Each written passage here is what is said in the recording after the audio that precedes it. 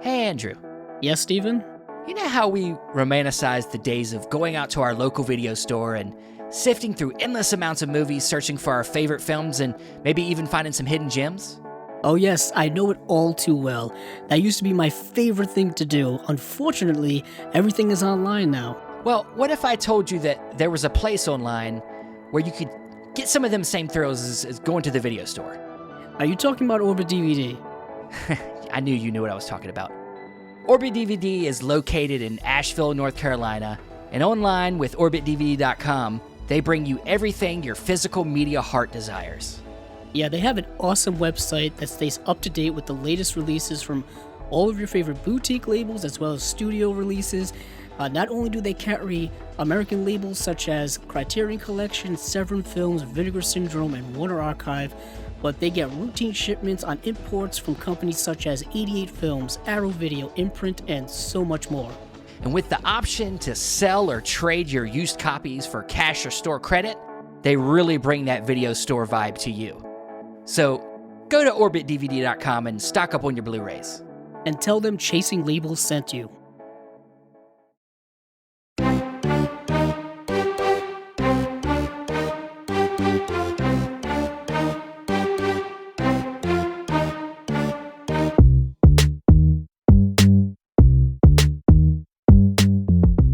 Welcome to another episode of Chasing Labels. I'm your host, Stephen Billings, and with me, as always, is your other host, Andrew, the MF'n Cabral. Nice. I was not expecting that little name moniker there. Yeah, you probably didn't like it. I'm already losing my voice. We haven't even started talking. Jesus. I don't know. Thing is, I don't do a lot of talking until this. Yeah, you got to exercise your voice. You got to save the voice. You got to exercise your voice. You got to warm up before this. You need to be like before us starting. You need to be like, oh. I was just gonna say, like, yeah. You got to do octaves. Your vocal exercises. Yeah. Whoa. Yeah, stuff like that. All that stuff. Well, how's it going? How's it going this week? It's going good. It's what is it? The last official full week of August of 2022. Yeah. I'll say this. Again, I'm pretty sure I've said it before. August went by much faster than July. I thought it kind of blinked and it was gone. But we got so much announcement news, like throughout the whole month. I think, especially these last couple of weeks. Yeah, the last 2 weeks have been pretty crowded. Yeah. Even mainstream stuff, like stuff we don't even cover. There was a ton of that this week, and it was really a lot to take in and all that kind of stuff. But what spy number are we on now, Steven? Is this 64? Yeah, nice. 64. Good guess. Yep. So this is spy number 64, in which just Steven and I flying solo for this week. Last week we had on our friend Ian Schultz talking about all of the releases, and then also talking about his work with Red Rock West, and then, of course, Nick Cage and all of that goodness. Oh, yeah. By this point, I know Steven has got his copy of Red Rock West, which he flaunted in front of me before the show. Yes, it's beautiful. So I got to get my copy very, very soon. And yeah, so this week is kind of a few of the stragglers that are left to talk about. Yeah, we got to catch up on some Kino, as we always do. We sometimes back off on Kino for let it build up a little bit. But we got some one-offs. We got some stuff that's a little bit more detailed that we'll bring back up again, and then we got a couple big slates for you this week. But yes, a few of the last big slates of the month. Yeah. And I did hear through the grapevine. Well, not really the grapevine. It's the internet. It's a whole web of vine. Yeah, it is the vine. It's a World Wide Web, as they say. That September 1st, we're going to be getting more Vinegar Syndrome and Vinegar Syndrome partner label announcements, and that is right around the corner. So that's probably what we're going to cover next week. You know what sucks about it this time is that the 1st is like Thursday. Yes, it is. So it's like the day before, like a couple days before. Like we got good timing last month because it was like the beginning of the week. August 1st was a Monday. Yeah, which is that gives you gives us the whole week to kind of sift watch all through all the craziness. And it's usually like 14 to 17 movies because they have so many partner labels plus their own stuff. Sometimes there's a box set, Like, sometimes there's a couple of box sets. Yeah. So there's So yeah, much, we might not be as tight. we might not be as informed on the vinegar syndrome stuff this week. The part, but we'll see. Well, maybe we know some of the Hopefully it'll be stuff. stuff we've seen. Yeah. Chances are not, but you never know. You never know. But this week like Steven said, we're starting out with a couple of individual things. This is something that we've actually talked about before, but we got a little bit more info on it. This is from British label 101 Films, who we've talked about several times. This is Ghost Watch, the 30th anniversary limited edition. I talked about this movie when it was announced, I don't know, a month or so ago, or it leaked out or something like that. This is the movie that is a faux documentary. Faux documentary or even a faux news broadcast that was broadcast on the BBC 30 years ago, and it is a fake ghost story, if you will, or a fake haunting, where this news team goes into this like famously haunted house, and then crazy things ensue. But they also like interview other people that have been dealing with kind of supernatural things in other locations, and things escalate and get kind of weird and crazy. The thing is that they've never rebroadcasted this ever again on the BBC because people were so freaked out when it was broadcast because they thought it was real. And I think I made the comparison to when Orson Welles read War of the Worlds over the radio way back when, and people thought it was real, and people freaked out about it. And so this is getting a Blu-ray release from 101 Films, but we've got some new info in terms of special features, and there's packaging reveal, and it's getting a pretty deluxe packaging here with looks like a limited edition booklet, and also which has an essay written by Sarah Appleton, who was a guest on our podcast a little while ago. Yeah, I was going to say, I think this might have been brought up by her maybe at some point during that episode, possibly. Obviously, this is in her realm for the documentary she did, the found footage, So I think this might have gotten brought up at some point. Oh, yeah. Yeah, it may have gotten brought up, maybe even in that documentary that she did about found footage. But this is also, but yeah, she's writing an essay in that booklet. There's also a short story in it. There's reproduction script. There's that's annotated. There is 6 art cards, and then there's 2 audio commentaries and a brand new documentary on the Ghost Watch phenomenon, which I guess covers all of what I was just talking about. But yeah, it's cool, and I would really like to see what the quality of this is going to be, because this was something obviously, shot and made to be broadcast on TV in the early 90s. This isn't something, with the highest quality in terms of hey, we shot this on film or anything like that. This may have been shot on video for all I know. And there's a lot of news camera footage, which is always not really in the best quality in general. Even to this day, news broadcast cameras aren't super high definition. But yeah, I don't know if you haven't gotten a chance to see it, right, Steven? No, it's kind of off my radar, but I'd be interested to watch it. Yeah, and it's coming out on October 31st, appropriately so. Yes. Because it's Halloween. Which really? People are already amping up for Halloween, Steven. I don't know if you know this. It starts, I work in a Lowe's Home Improvement sometimes, and they already got the decorations out to be sold, the big ones and all that stuff. So, yep.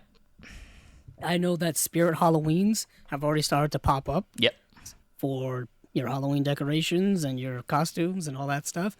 I know that there's going to be 12 feet skeletons are going to be sold at Home Depots once again this year that people really want. Yeah. So it's going to be another fun Halloween season.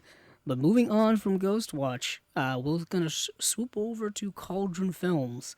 And Cauldron Films is a label we don't talk too much about. This is the label I think that's associated with Diabolic DVD, if I'm not mistaken. Yes, I did I believe one of the main guys over there, Jesse, I'm forgetting his last name, but I think he's partnered up with them over there to put out they do a couple releases maybe every few months or something like that. Yes, and they're doing 2 right now, and the 2 are Convoy Busters and Shanghai Joe, but it's Shanghai Joe has a longer title, doesn't it? It's like My Name is Shanghai Joe. I think. Yeah, is the it's official title. it's like the Fighting Fury, something like that. Yeah, and this is Shanghai Joe is one of Quentin Tarantino's favorite films, apparently. I can tell. And influenced like Django Unchained and stuff like that. Yeah, it's called the Fighting Fist of Shanghai Joe. That's what it is. Yeah, it's got multiple names. It's got My Name is Shanghai Joe. There's the Fighting Fist of Shanghai Joe. There's To Kill or To Die.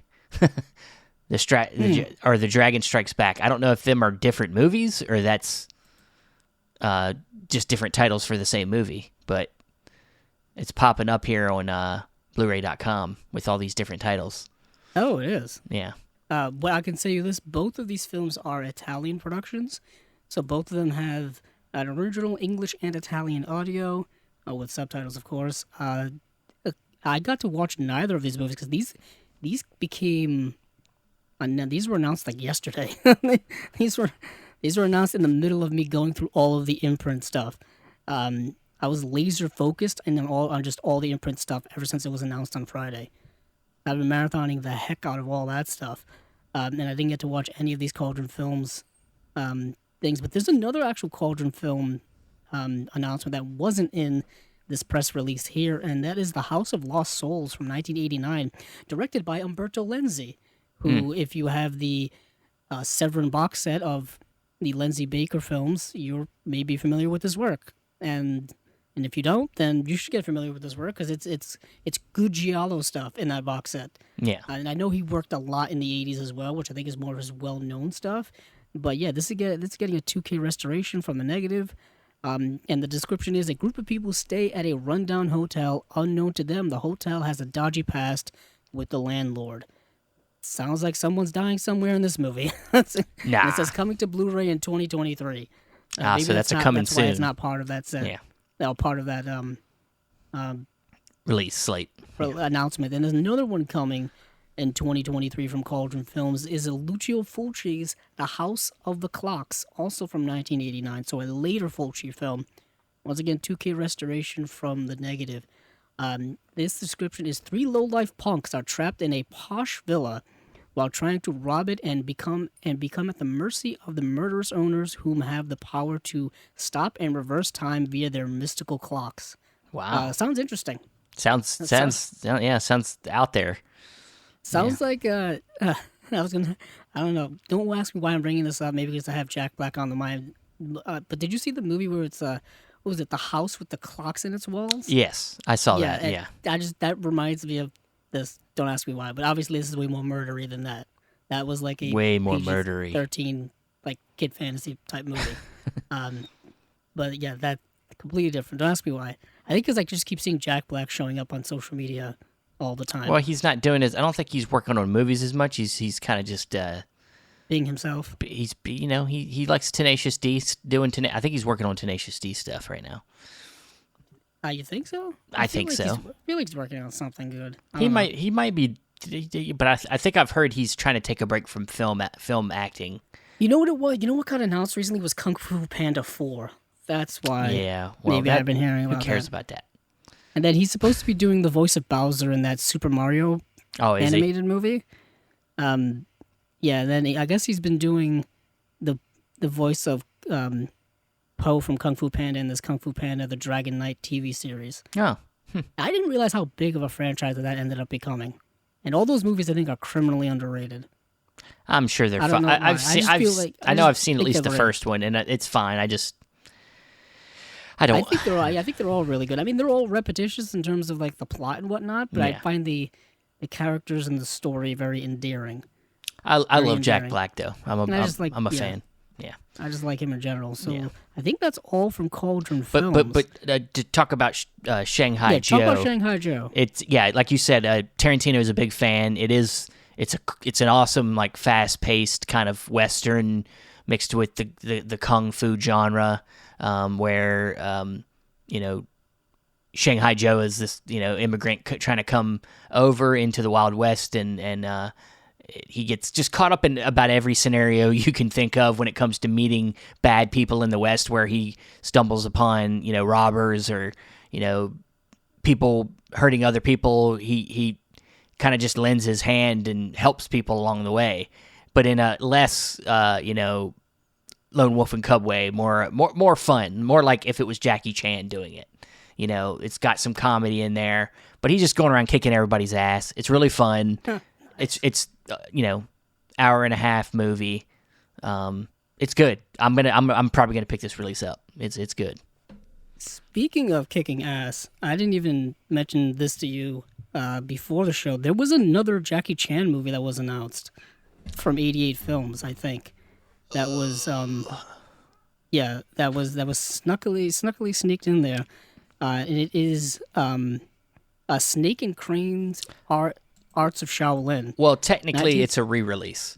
Oh, is it a re-release? Yeah. It's they're coming out with a more deluxe. I haven't looked at the details, but I know it's like a deluxe edition. Like they already have the 88 Films Blu-ray release of it. So, yeah. That makes a lot of sense why it was like people weren't talking about it. Underplayed a little bit. Yeah. Some people probably don't care. Some people, to be honest, I might go grab this because the one I have doesn't have a slipcover.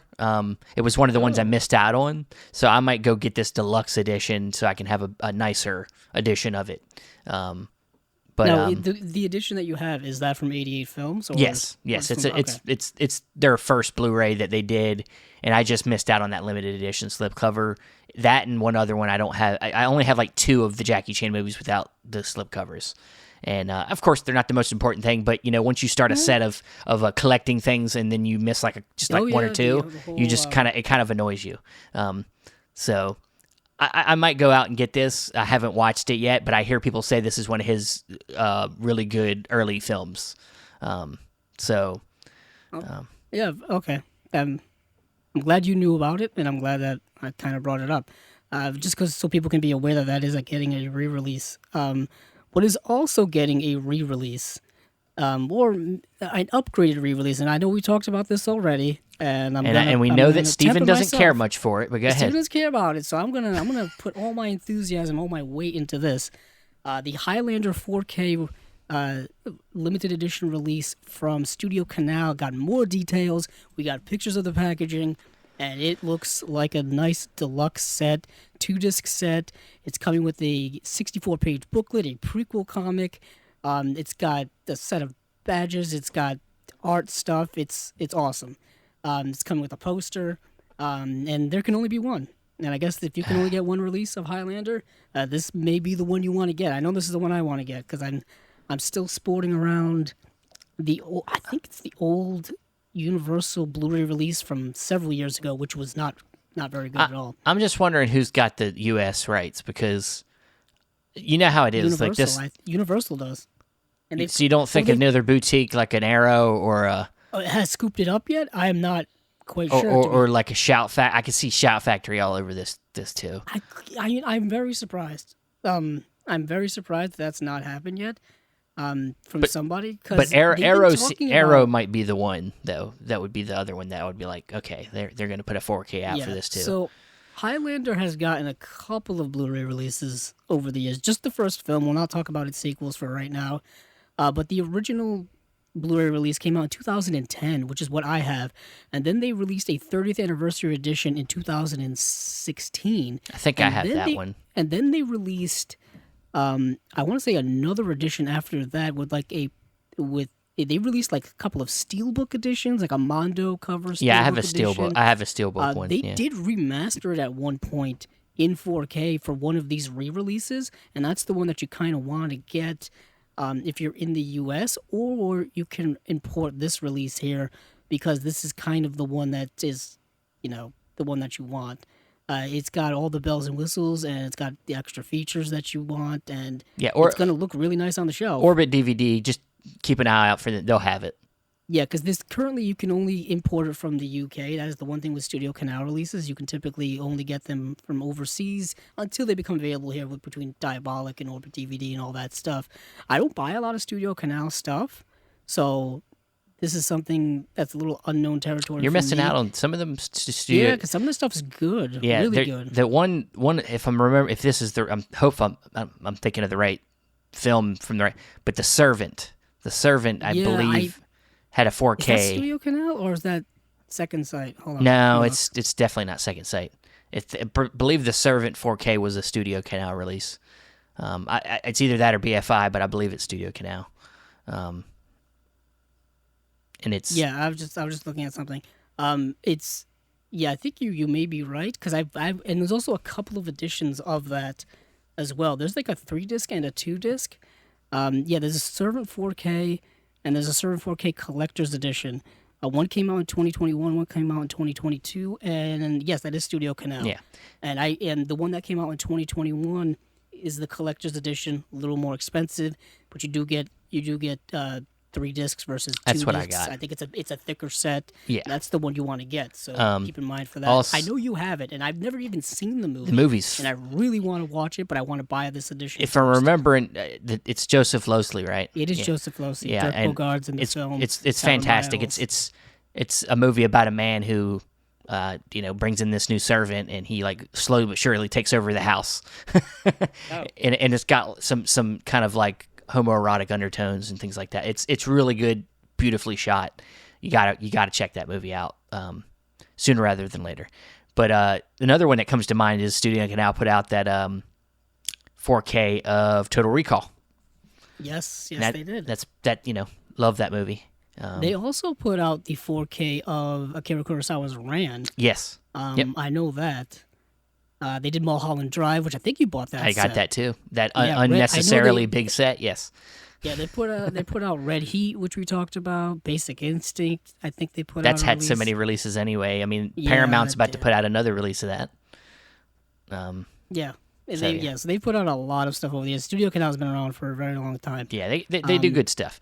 But back to Highlander. Yeah, so whatever. the Highlander, this is getting 1, 2, 3, 4, 5 new special features, including a commentary, and the rest are all like featurettes, like talking about the soundtrack, which was done by Queen. There's one on here called "There Can Only Be One Kurgan," which is Clancy Brown remembers Highlander, so probably a new interview with Clancy Brown. This is the release that you want.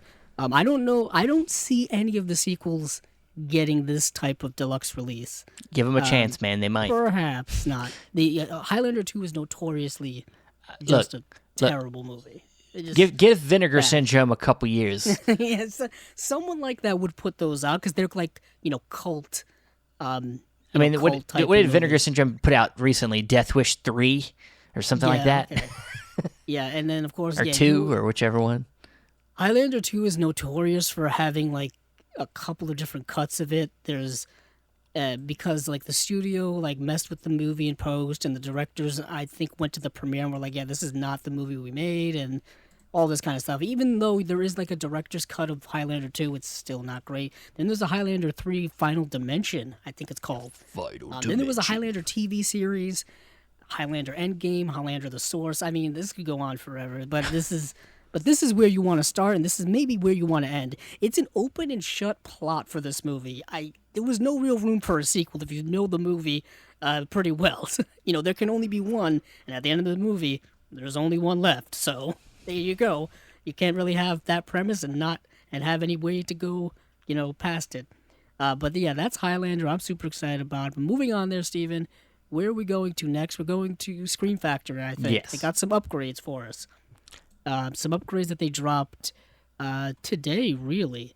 And I don't, unless there's other things that you wanted to bring up anyplace else, or if there's anything else you want to bring up. Well, I mean, the newer ones that I see here was the Shout Factory, the Space Truckers, and then the double feature of Stripped to Kill and Final Judgment. We already knew Return of the Living Dead was getting an upgrade.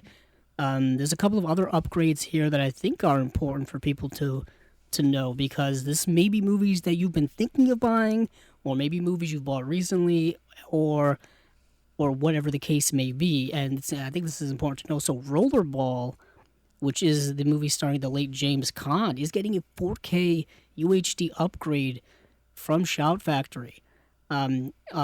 This fascinates me because we're supposed to be getting a Rollerball Blu-ray very, very soon. Like within the next month or so. Yeah, September 13th of 2022, we're getting a Rollerball Blu-ray from Scorpion Releasing. And I think this was an exclusive to their site, and now it's getting a wide release, where you can buy it on like Amazon and places like, and Orbit DVD and places like that. But yeah, so this is kind of undercutting this release a little bit because it is an upgrade. And I don't know, and there's no info about special feature comparison or anything like that. So it's kind of your mileage may vary here with this. I just find that fascinating that we're getting another Rollerball release from another company right after another company just put it out. Oh, that happens a lot. It's happening very frequently these days. But another upgrade, maybe not even an upgrade, The Company of Wolves, which is a film I'm not familiar with, is getting a 4K UHD release at some point. And these are more leaks than official announcements, so keep that in mind as well. And then another one that's also a new title announcement, more of a leak maybe, is Piranha, the Joe Dante film from 1978, which is something that I've been wanting to add to my collection for a little while now.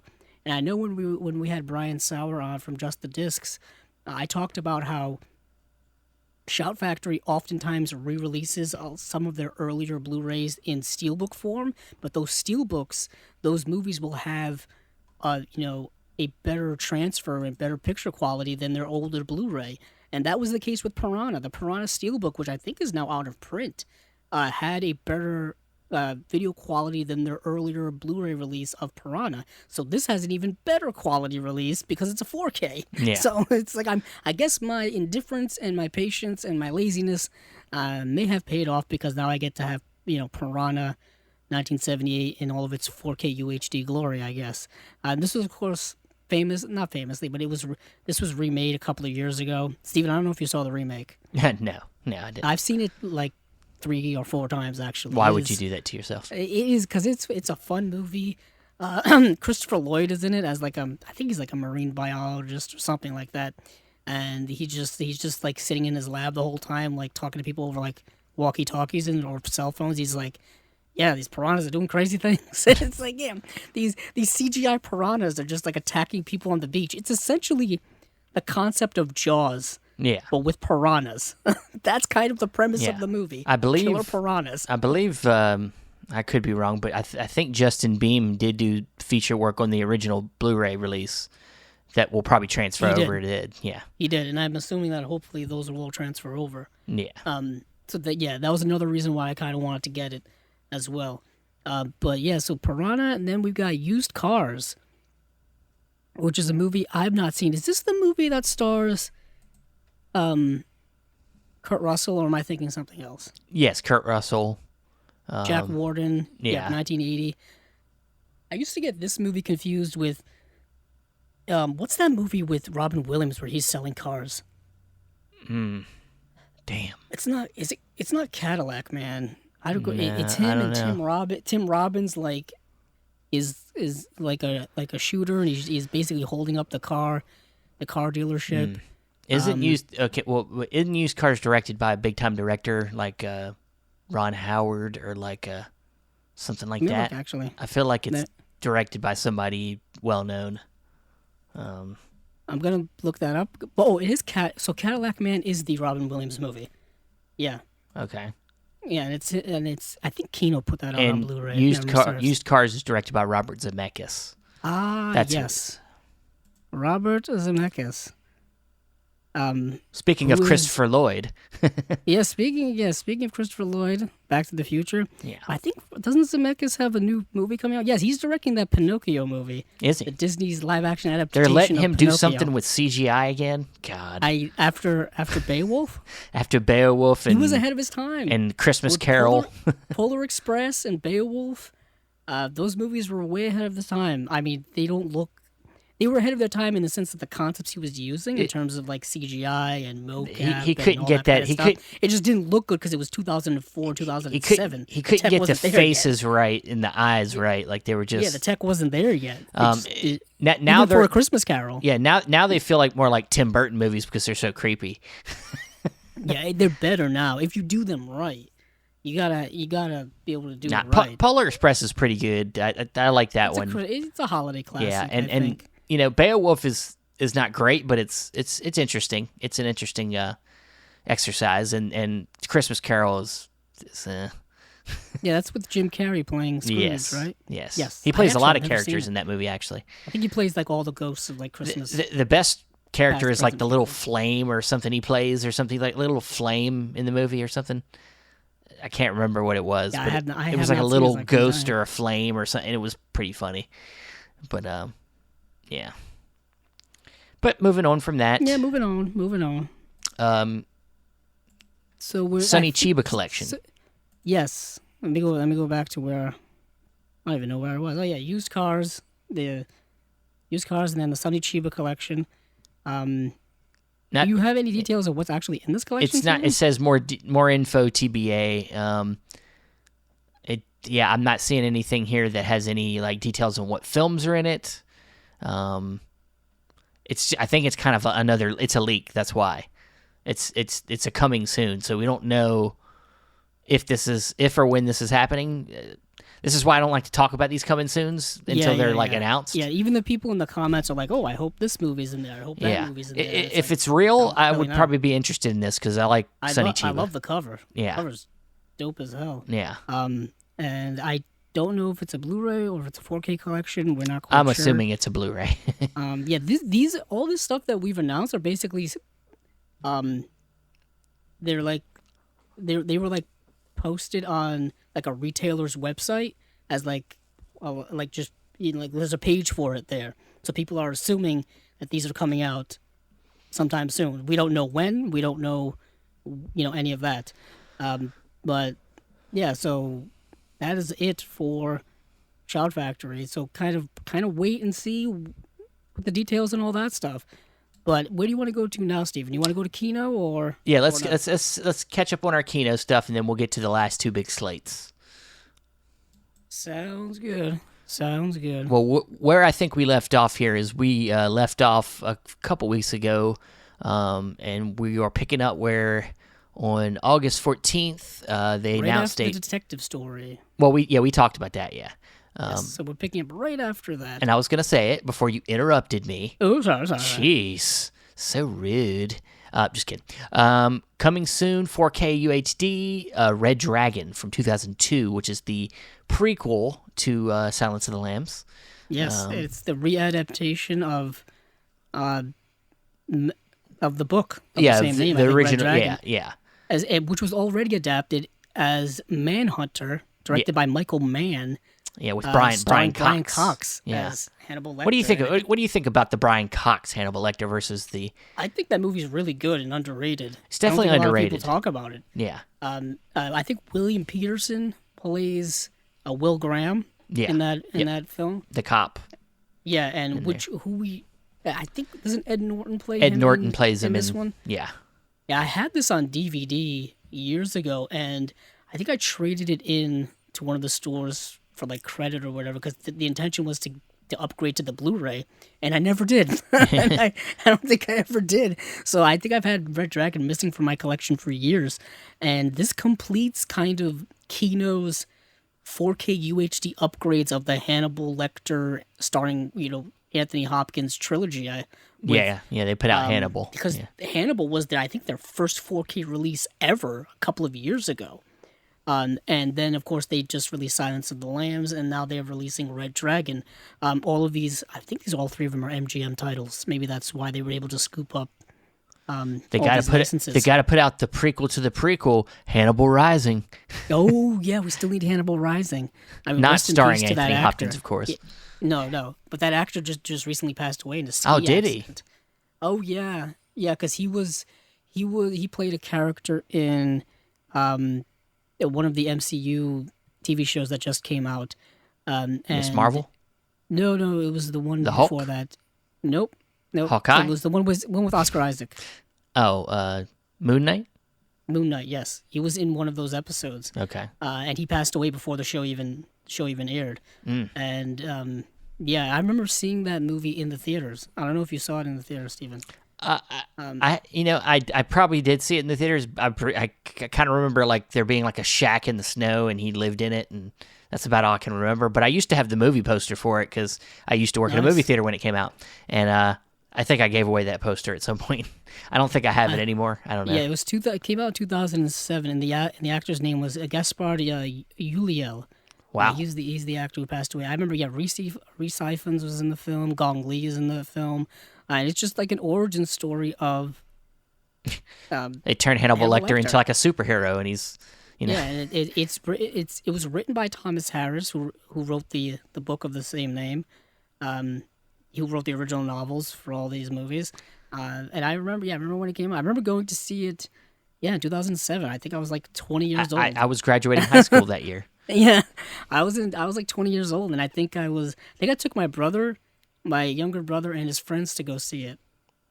Yeah, they were like 15, and like, you know what I mean. They were like unnecessary, 5 years older than me. Unnecessary movie. But I was the guy who could get like, teenagers into R-rated movies, I guess. Ooh.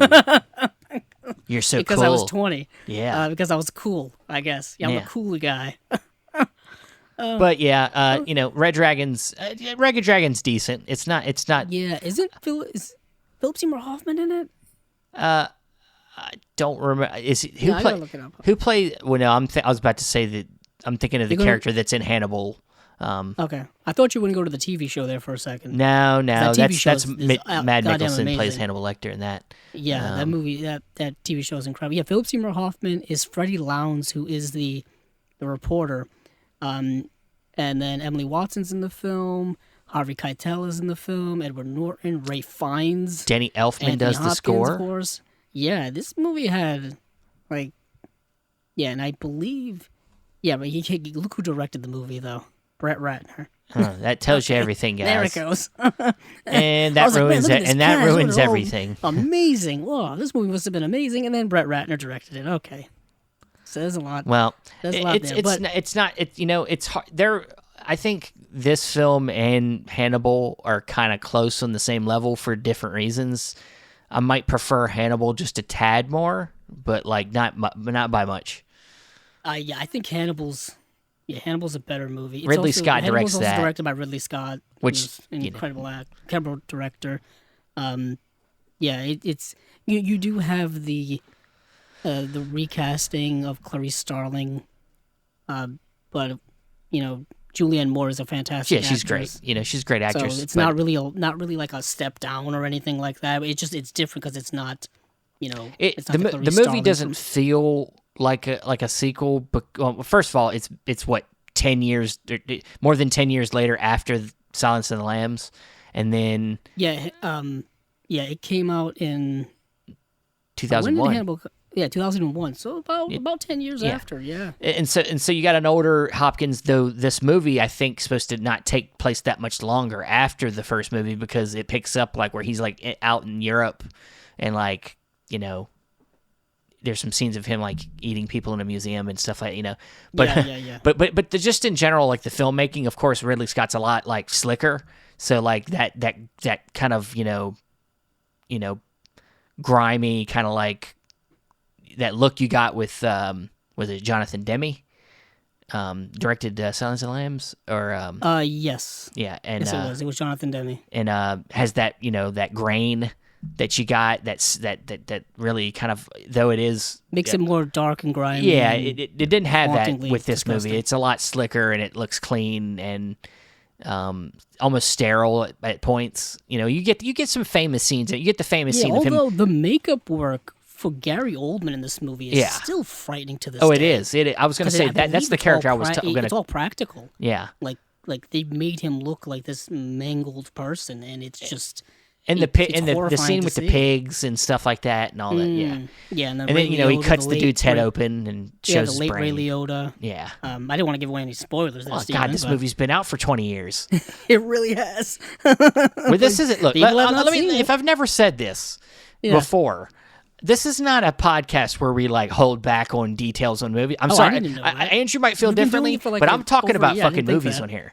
Okay, I'm not unless the movie came out this past month or maybe even this. I'll give you a year. okay? But I'm talking about movies, okay? And I'm not going to hold back about movies I like. Yeah, for example, like I just saw Nope the other night. Yeah, I'm not going to talk about the details of Nope here. yet. Yeah. I wouldn't be like, oh, here's what this is, here's what that is. Exactly. I'm not going to talk about Nope because it just came out and people might not have seen it. But if the movie came out a couple years ago, I'm talking about it. Sorry, you're behind.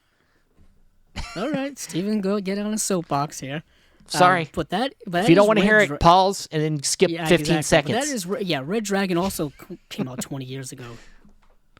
This is my look. I'm not done. I'm not done, Andrew. This is where I get to talk movies for the only me and Andrew talk movies. This is one of the only times I get to talk movies with him throughout the week, and I'm going to talk about whatever the hell I want to talk about. I'm done. Hey, you want to talk about how Red Dragon came out a year after Hannibal? Really? Was it that quick? Came out 2002. Damn, it was that quick of a turnover? Yeah, I guess so. And of course, Red Dragon has. Red Dragon is. Man, they Matrix Reloaded that shit. Yeah, they did. They Matrix Revolution that. They shot them probably back to back, and they were like, "Let's get this over with." I guess so. That must have been a quick. They must have already had it in the works. Yeah, they've probably been working on that for a while. I was almost going to say, oh yeah, Ridley Scott doesn't do sequels, but of course he does. Yes, he does. But of course he does. He's done many sequels. Yeah, he just did Alien Covenant, and he did Prometheus is kind of technically a sequel. It's a prequel, Alien. And then he did he did another. No wait, he didn't do another Blade Runner. That's somebody else. Yeah, he didn't do Blade Runner. He did. That's Denny. Yeah, that was Denny. But yeah, I can't believe that was 2002. Feels like several lifetimes ago. But moving back on this Kino Lorber Studio Classics list, we've got Lonely Hearts, starring Montgomery Clift, Robert Ryan, Myrna Loy. I've actually seen this movie. I think I saw it relatively recently. Another MGM title. This is another MGM film. This is a brand new HD master by MGM. I didn't think MGM was doing that. MGM does stuff? I'm going to bring up MGM later on as well. So keep that. I gotta remind me to do that because there's another release that has an MGM connection later on that we're going to talk about. But Montgomery Clift is in the movie, and it's I think this movie is about kind of a love triangle. It's a movie that I'm really butchering the whole premise. Oh yeah. You know what it is? The soapbox that you just got on really threw me for a loop. I'm sorry. Did I upset you quietly? Did I upset you that I don't care about spoilers as much as other people do? Yeah. Okay. So, eager for a job, journalist Adam White, portrayed by Montgomery Clift, accepts the lowly position of columnist for the advice-giving section of the Chronicle, but he often clashes with his cynical editor Shrike. And Shrike is portrayed by Robert Ryan, and he's just an asshole in this movie. That's what I remember. Robert Ryan is an asshole in this movie, and his wife is Myrna Loy, and he kind of treats her very poorly. Like, I think he cheats on her and stuff, and all this kind of things, and just like degrades her and whatnot. And I think Monty Cliff and the Myrna Loy character have a bit of a romance thing going on, if memory serves. Don't quote me on that. But this is it's one of my quests to own all the Montgomery Clift films. I don't know if I've gone on record saying this. I think he's one of the greatest actors of all time, criminally underrated. I believe this film took place quite soon after his horrific car accident that he got into. He didn't make many more movies after that. But this is a film I have to get just because I got to add it to the Monty Clift collection. And I would definitely recommend this just based on the cast alone and based on the story. It is it's a melodrama from the 50s, so it's going to be a little bit over the top, but that's just kind of the way they were. And it is based on a novel, which is I think adapted into a play as well. And I think this may be an adaptation of the play, so it feels very play-like a lot of people talking back and forth and things like that. Great dialogue. As plays have. I really like this movie, so I recommend it. I really do. Okay. Sounds good. So that's Lonely Hearts. Then we got another movie here starring William Holden and Lily Palmer, The Counterfeit Trader. And this movie has already gotten a release from Imprint, who we're going to talk about later. And this is, I guess, Kino's version of this release. And I couldn't remember what the specifics were on the special features for that imprint release, but this is getting a new audio commentary by film historian and writer Julie Kirgo. So there's the difference already. And there's going to be a big difference later on between another imprint release that came out previously and one that's getting re-released by Arrow in their slate that we're going to talk about. But this is remastered in HD by Paramount Pictures from a 4K scan of the original camera negative. This is a movie I haven't seen, and I probably should have watched it because now I've had two opportunities where I've had to watch it and just didn't.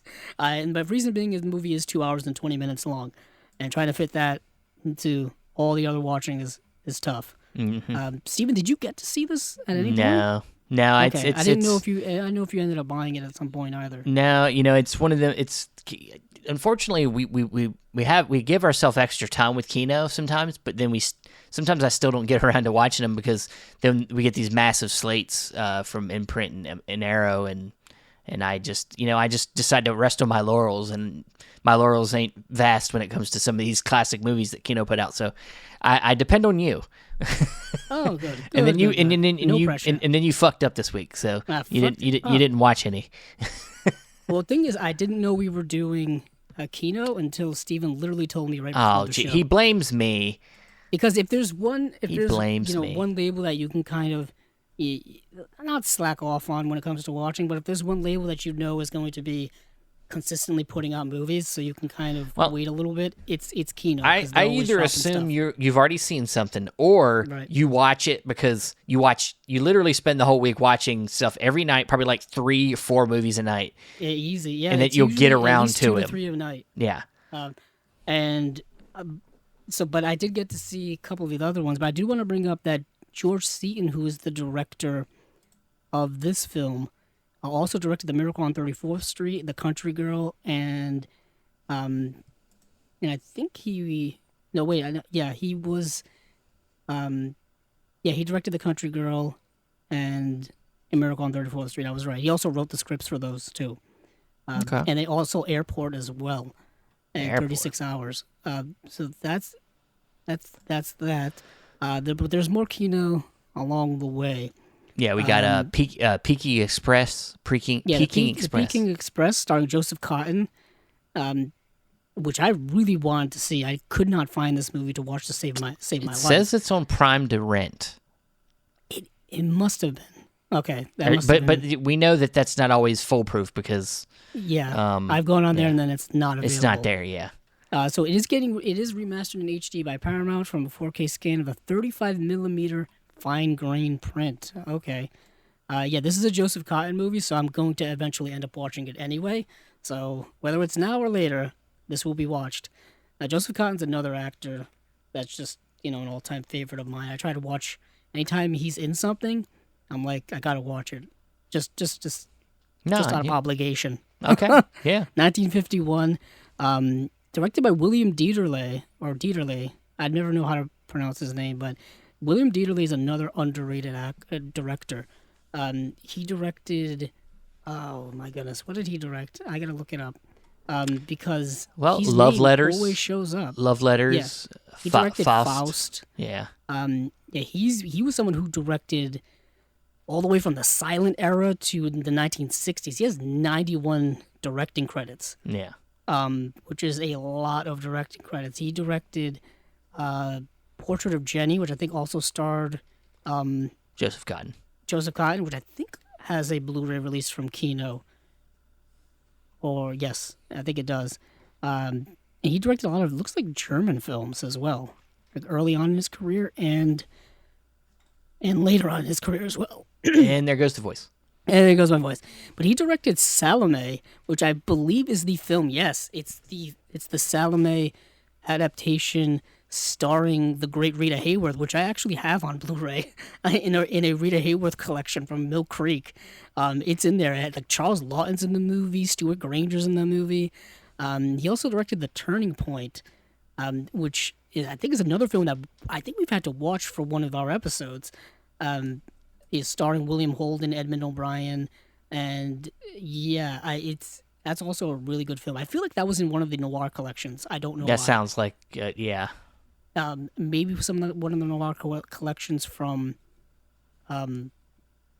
Imprint or something like that. And yeah, and he's another underrated director, just underrated. But moving on from there, we've got a classic sports film, Steven, in the Burt Reynolds starring The Longest Yard. No, Well, this is not the Adam Sandler movie from 2005. I was going to say he was in both. He was in both. Very true. But this was directed by Robert Aldrich. Yes, it was directed by Robert Aldrich. And this film stars Eddie Albert. It also stars like Richard Kiel. This is the classic. I mean, I don't know if I have to explain it to people, but Burt Reynolds was a former star quarterback who he was, I guess, kicked out of the league for point shaving or fixing games while he was playing. He's kind of a disgraced former, big-time athlete, and he just decides he's gonna go out and drive drunk and get chased by cops and go to prison. Yeah. And then while he's in there, the prison warden, who's a big football fan, just happens to have a semi-pro, like, amateur team that are made up of guards, and he wants Burt Reynolds' character to coach them. And Burt Reynolds kind of did not really interested in it, but Burt Reynolds comes up with the idea, is like, hey, maybe your team should play some semi-pro team as like a showcase game so that they'll look good or something like that. And then the warden comes up with the idea, well, why not play the inmates?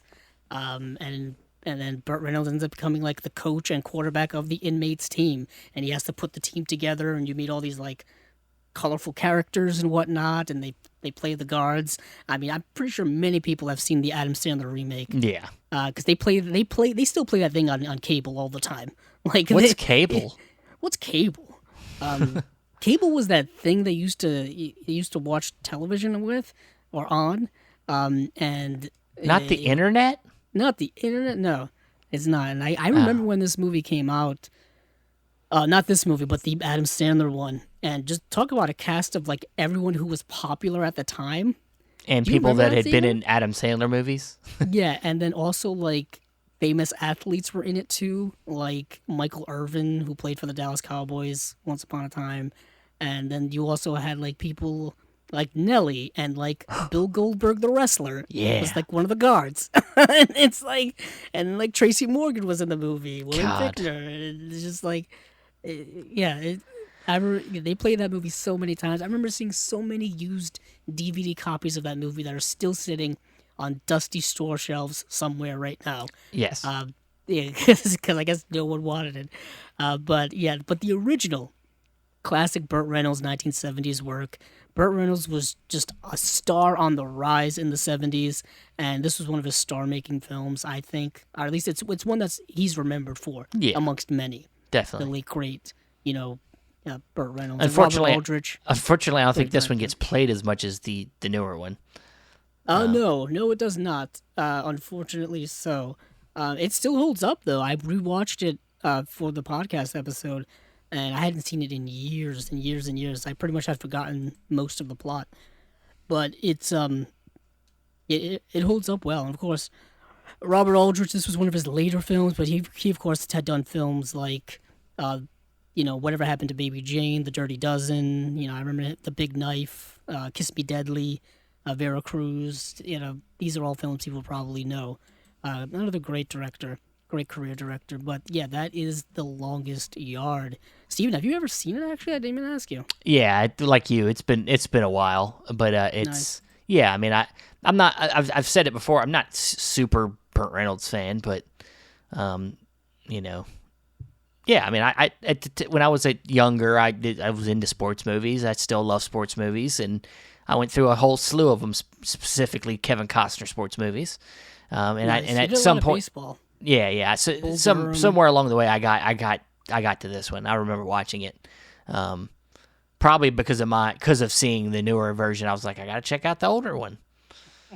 Why are they so old? At the time, not caring about older movies. It's so old.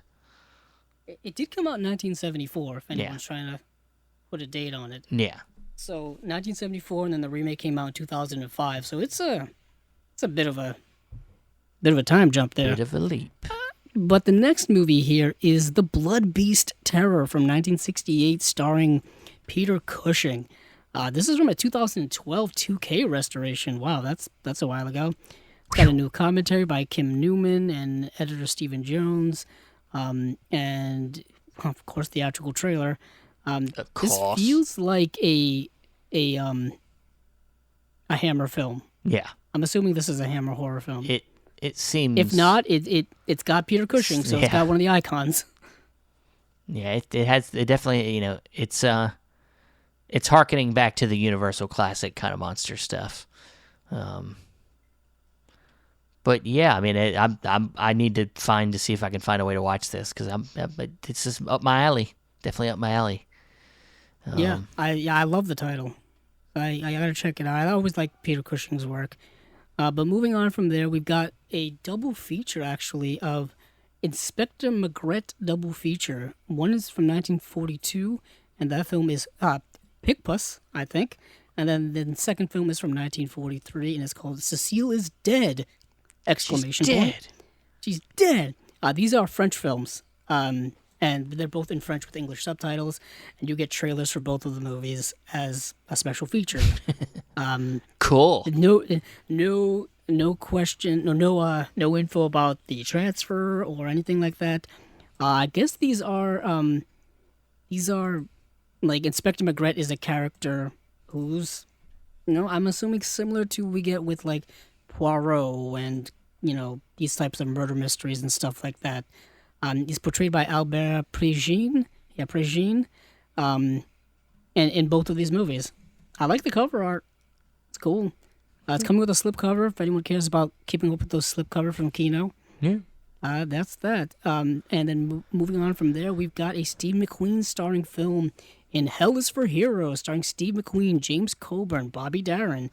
And this is a movie directed by Don Siegel. Of course it is. They work together a lot.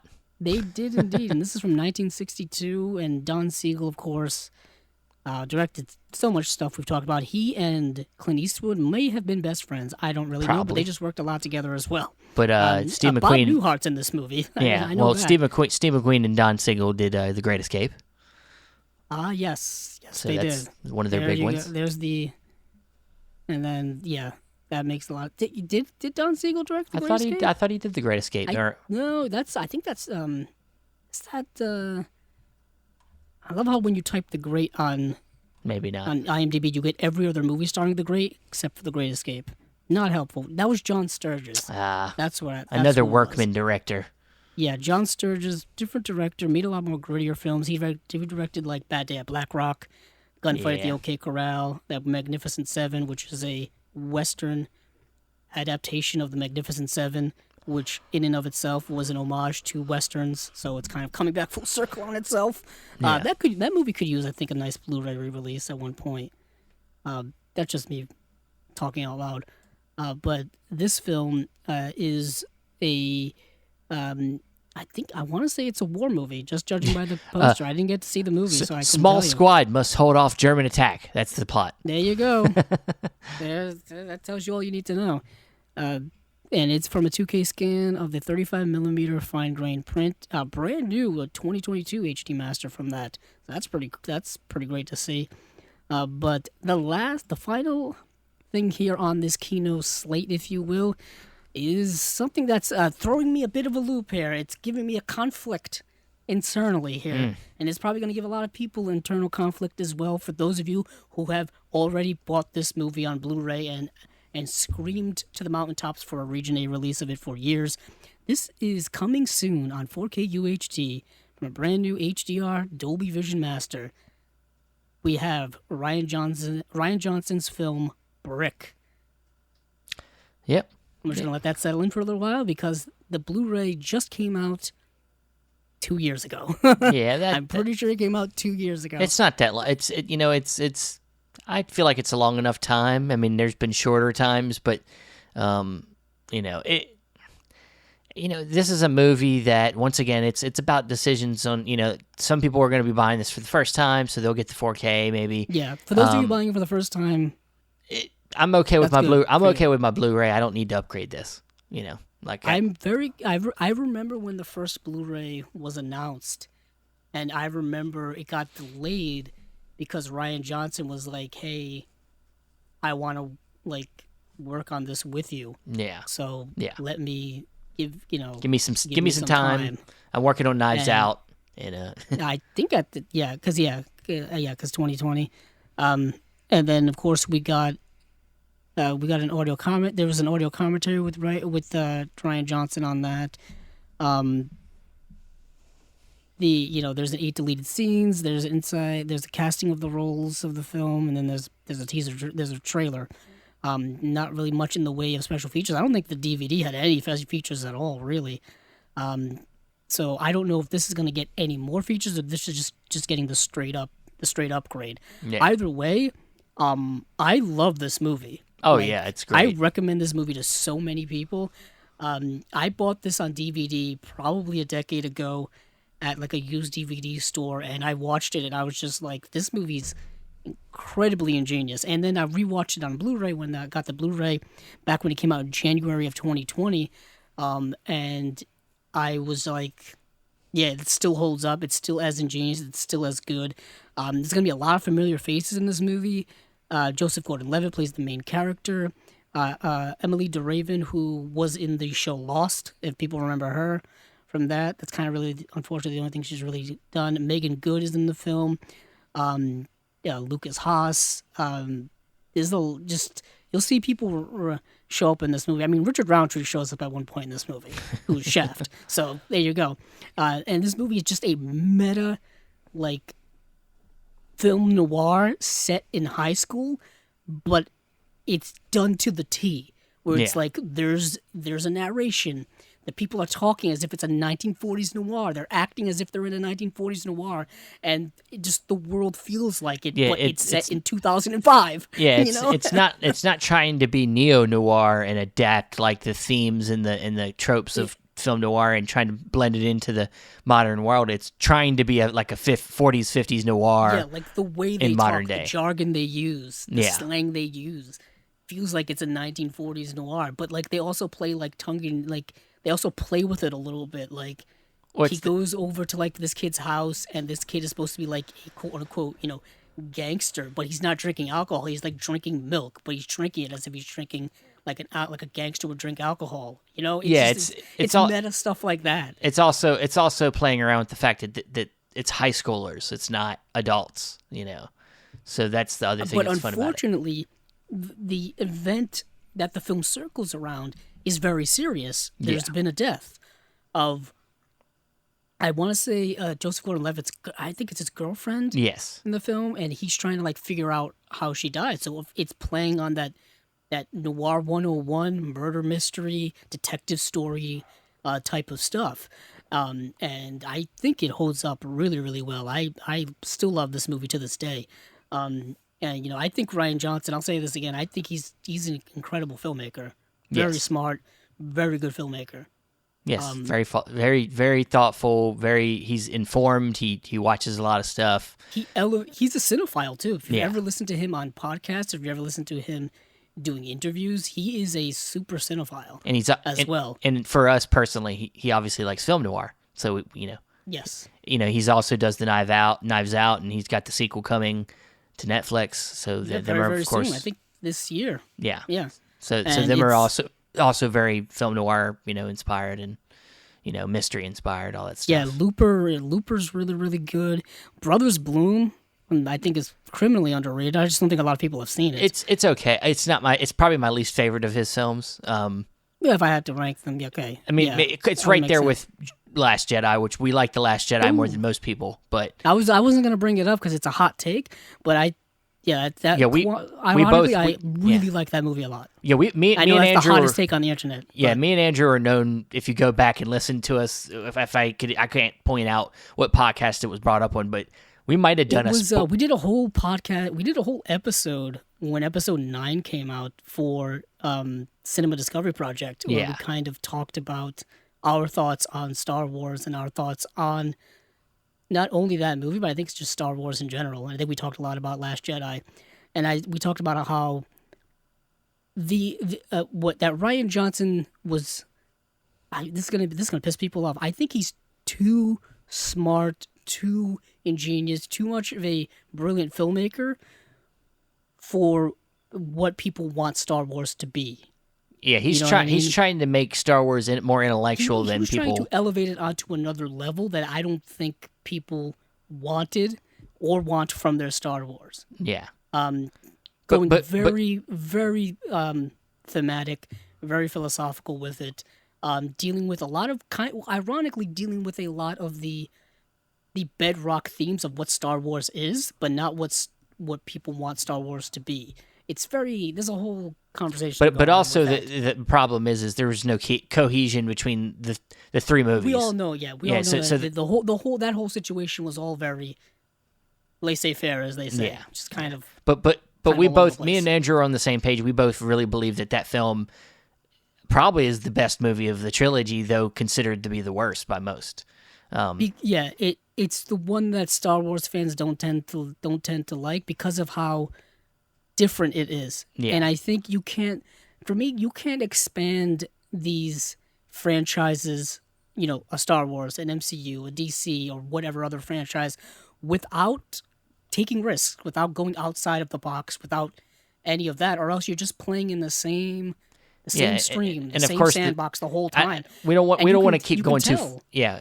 We don't want to go on forever. Things get stale. Yeah, we'll just say that. Yeah, we don't want to go on forever. But obviously, the big thing was we can go on. That's a whole Mark Hamill podcast. The whole Luke Skywalker was the biggest thing most people complained about, and me and Andrew both believe that it was a more interesting direction that they could have went, and that was the main thing. As people complain about why would he wouldn't just leave. So why wouldn't he? Well, people didn't. Yeah, I don't want to go into it. Yeah, we don't need to go into it forever because we got like two more. Go back and listen to the episode. It's there. Yeah. We got two more big slates to go to. So which one do you want to tackle first? Let's do Arrow first. We're gonna wrestle with Arrow. Right? Did you say wrestle? Did you say wrestle? I don't know why. Wrestle? I don't know why I went that route. But speaking of, I guess, controversy or hot takes, let's get into this Arrow video announcements for November. And the reason why I'm saying that is because right up on top, right up on the first thing, people are a little grumbling, is Martin Scorsese's film The Wolf of Wall Street is getting a 4K UHD deluxe edition. It's getting a steelbook version of this as well, Steven. I know recently it's already gotten a 4K release here. Just a regular, studio 4K case. Yeah. Boring, if you will, compared to this one. And I'm glad I waited on upgrading to the 4K because now I have this super deluxe edition that I could possibly get. First of all, what are your thoughts on this movie? Because I think it's kind of a masterpiece. But go on. Yeah. I remember going to the cinema to see this almost 4-hour long extravaganza. 180 minutes. Yeah. It's so long. I think I went to see this with my brother. I think he was probably like a little bit like maybe like 18 or 19, and I was, I'm like 25. Was 2013. Yeah, so that means I was 7 years out of high school, so I was probably like 25, 26. Yeah, so I was almost right. And so yeah, I remember taking my brother to see this, and it being so long. But god damn it, if it isn't like it's drug fueled, good time. There's one thing where there are long films, and then there's Scorsese long. Scorsese long is not long. You know what I mean? Because I agree until I saw The Irishman. I was gonna say. I thought you were gonna say Silence. No, Silence is a amazing. Much slower film.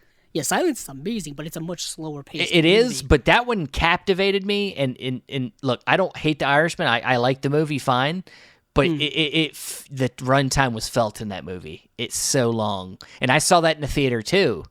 And God, it's so damn long.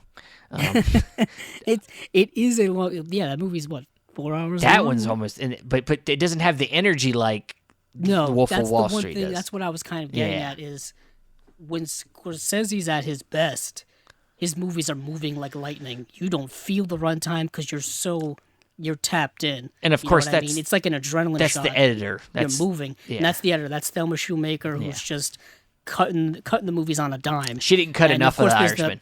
There's the record drops and all this stuff. I think she cut the Irishman. She didn't cut enough of it. I'm sorry. Oh, she didn't cut enough. Apparently, there's a longer cut of that movie. I think that's out there somewhere. Jesus Christ! I think there's a longer cut of that movie. It may never see the light of day. I don't know if we necessarily need to see it. Probably I think not. We got the whole story. Martin Scorsese's not known for being a director's cut guy. You know, like he puts he never really re-puts his movies out. No. But I saw Wolf of Wall Street January 1st, 2014. What a way to start off that year. Was in the movie theater seeing Wolf of Wall Street. And of course, this movie, for those of you who haven't seen it yet, it's based off of the life and book and story of Jordan Belfort, real guy, based off his autobiography, where he was a stockbroker in the 80s and 90s, and it just shows the excess and the insanity of that life, of just the wild and crazy things that he may or may not have done. I think he went on to sue this production, by the way, afterward. I don't know if it was for money or for defamation, probably. Maybe defamation. I don't remember the details on that. But anywho, it shows like the 80s was a wild time to be an adult. Yeah, this notoriously a time where a lot of cocaine was used, a lot of parties, Quaaludes. a lot of stuff. I mean, ironically, every generation seems to have that nowadays. Yeah. I mean, us growing up, there are drugs in our society today. There are parties, there's wild things happening. You know, just look on social media anywhere and you'll see it.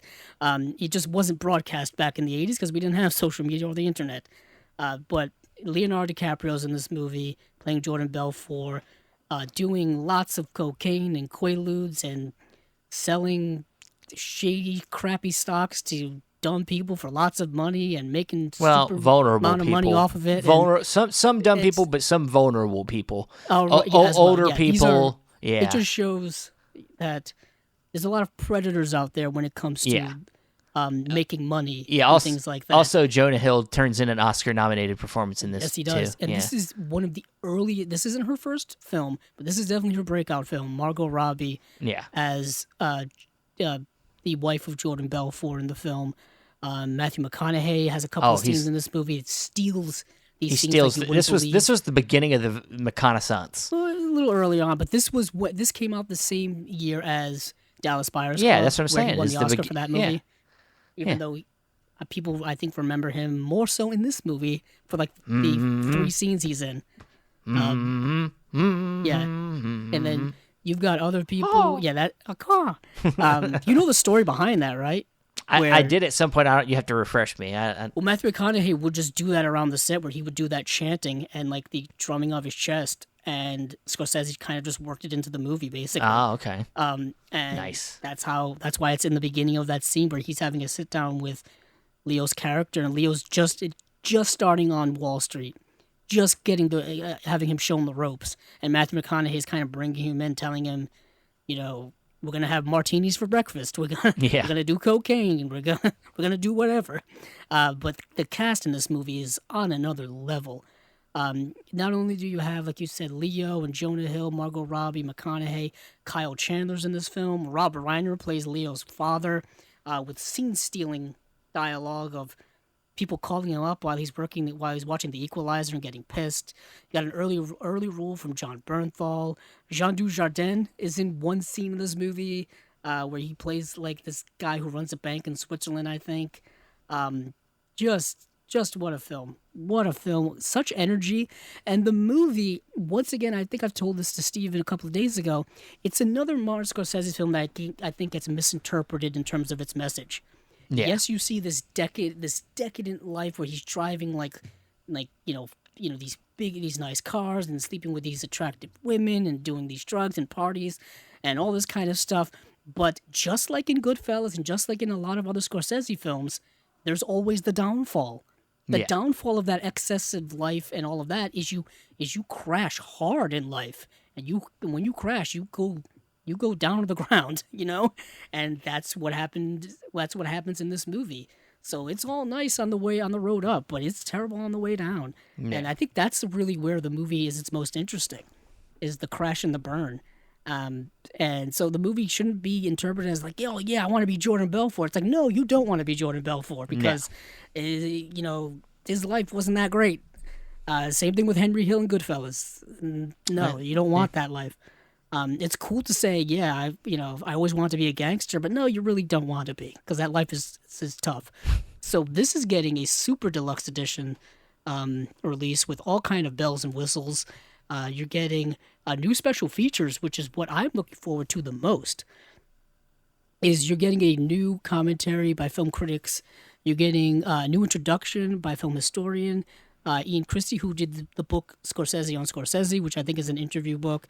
You got a brand new interview with Terrence Winter, who wrote the screenplay, who also, I think, was the showrunner for Boardwalk Empire as well, which is the Scorsese show. And then a new interview with production designer, and then you get a bunch of other features here. Unfortunately, I don't think the Blu-rays or the 4Ks we got here had much in the way of special features, so it's nice to see some new stuff. But I'm just excited for the packaging, Steven. Just the extra goodies that are coming in here. 60-page collector's book. You're getting a full luxury wallet as well. Makes sense. You get a fake American Express card, a business card, and a Stratton Oakmont banknote, because Stratton Oakmont was the name of the company that he worked for, that firm.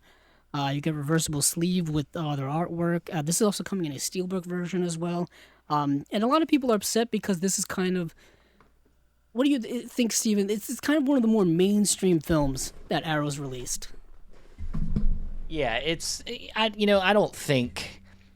I think only that they think they would consider it mainstream just because it's talked about so much. It's talked about so much, but they put out movies that have just come out, and maybe they're not as famous as this movie, but they've put out tons of well-known films, and they're just lucky that they can get their hands on this movie. I mean, why? If you could get your hands on Wolf of Wall Street, no matter what label you are, you're probably going to put it out. I mean, any Scorsese film. Yeah. Really. I mean, it's a Scorsese film. You want to have that lineage. You can just attach that name to it, and it'll get people listening. If you had the chance to put out, Minority Report from Steven Spielberg on your label, wouldn't you?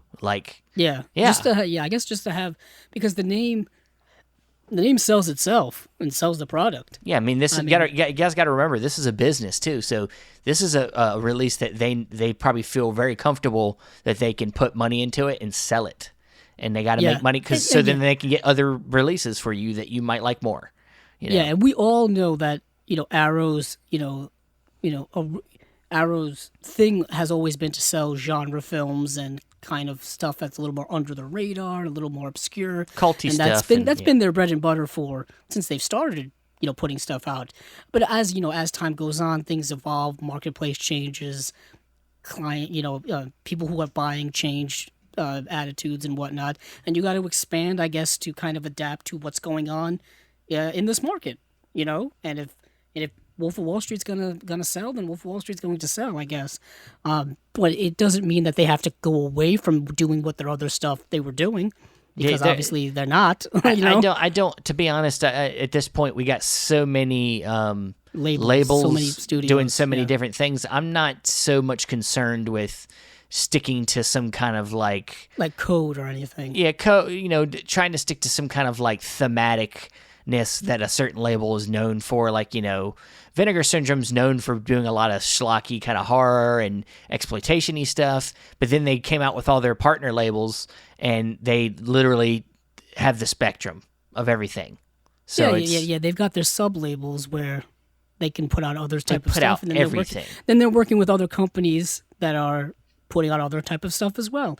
And then they can also put out their own things that they're used to. They're not going to stop putting out their stuff. Same thing's been happening with Indicator this year, and we'll be able to talk with John and Sam about this in a couple weeks, because we had to reschedule their episode, but they should be on in a couple weeks. And the Indicator's year this year has been a bunch of just kind of diverse. Diverse, unexpected releases from them in different genres that I think some people are like, why was Indicator putting this out? This isn't what they put out. It's like, Why not? Why not? Yeah. Why can't they put, the sex There's films? no rules. Yeah, there's no rules to say rules. what they can and cannot do. Yeah, they're putting out what they think's important stuff that they want to hold. They want to codify for people to enjoy, and that could be whatever they want it to be. And Very true. you can either be on the right. You can either decide you don't want it or not. But doesn't make the label doesn't have to answer to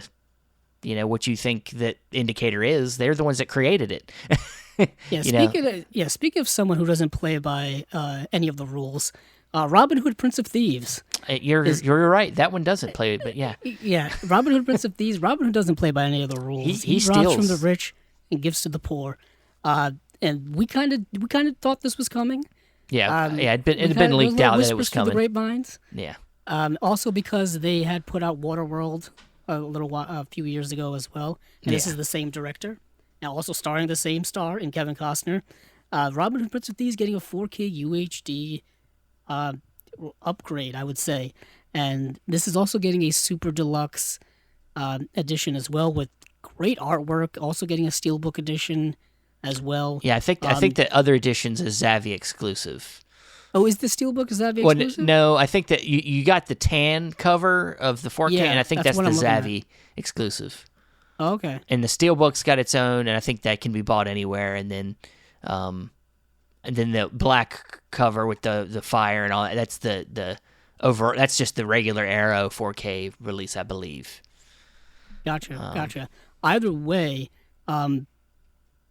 this is a UK release only. We should also say that the Wolf of Wall Street is a UK release only, but as we know, 4K is region free. You'll be able to watch the everywhere. film. If there's features on that 4K, you'll be able to watch them too. But if they come with Blu-rays that are region B, they will be locked. Yes, that is also important to distinct. And also, it looks like, both Wolf of Wall Street and, of course, this Robin Hood set are getting Blu-ray counterparts as well. So you could buy it in Blu-ray or you can buy it in 4K. Obviously, Blu-ray being region locked, 4K being region free, and of course, there's different cover arts here, and there's like I said, steelbook as well. There's like 4 different versions of this Robin Hood set, of this Robin Hood edition coming out. Just all with 2 with similar artwork and 2 with different artwork. I'm getting the 4K one at some point. This was a movie I had on VHS when I was a tiny child and watched a lot because it was one of the earliest movies I ever remember us, as a family, having on VHS in the early 90s. So this was probably the first. Yeah, this was the first Costner film I've ever seen, and my first introduction to any of these actors in it. Steven, when did you see this for the first time? Yeah, at some point, probably in my 20s, early 20s. To be honest, I think I saw it when I was 3 or 4. I don't early on in life. I don't think I got around to it till I was in my early 20s, but I definitely still have the DVD for this, and I think it's in a snapper case. Yeah, I've got the Blu-ray of it somewhere. And I don't even know where it is. I'm looking on my shelves, and I'm just getting distracted, so I probably shouldn't. Yeah, you should not do that, yeah. Yeah, but this is getting limited edition packaging, 60-page book, double-sided fold-out poster, and there's another double-sided fold-out poster. There's 6 double-sided art cards. They went all out for this edition, like Arrow does with a lot of their big deluxe limited edition stuff. To be honest, Steven, I don't know if this would be considered a guilty pleasure or anything like that, but I've always liked the movie. Yeah, I've always liked it. It's a fun adventure movie. I mean, it's with no high art or here or anything, but it doesn't have to be. There's been so many adaptations of the Robin Hood story.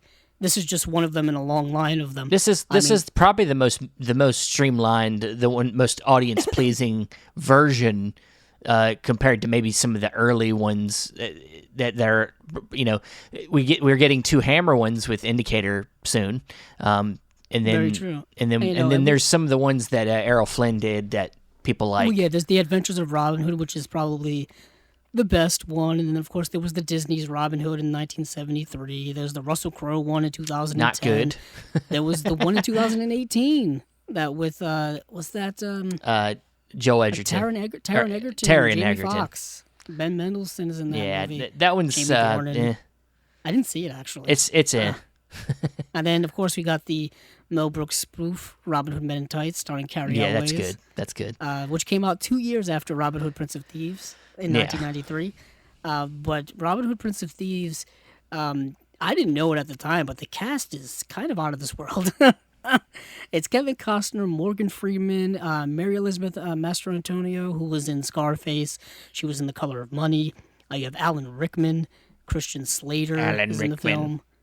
Alan Rickman in one of his early roles, I think, coming Right off of the after stage. Die Hard, yeah. Yeah, and then he was in Die Hard before this, and then he had done stage work early in his career, and people make fun of this movie for Kevin Costner's accent going in and out and whatnot. Yeah, but and I get it. It's that's still a fun adventure movie from the early 90s. This is Costner. Steven, you know Costner better than I do. This is prime Costner time. Yeah. This is off the Oscar. This is off the Oscar. Right after he won his Oscar. Right after Dances with Wolves. Yeah. Yeah, this is a big time. This was him big and then I think Field of Dreams came right 89 I think was Field of Dreams. Right before that too. So this was prime time Kevin Costner right here. At one point I know Kevin Costner, I think I've said this before, he's not quite as big a star as he used to be, but at one point he was one of the most well-known actors around. Yeah, I would say probably somewhere in the mid 2000s his star dipped, and now he's mostly known now for TV work that he's doing, great TV work at Yellowstone and stuff. But he pops into movies every once in a while, and he's still a great actor. He's still doing movies too. He's not the greatest actor of all time. He's just got a realness, a naturalness. Early on, he was good. He's got some good stuff. He's good. But I think he's played it a little. It's a little bit. I wouldn't say he's lazy. I would just say it's a little bit less dynamic than it used to be, and maybe that's just age. I don't know, but he's good. Yeah, I've always loved Costner. He's one of my favorite actors. I'll definitely be getting this release.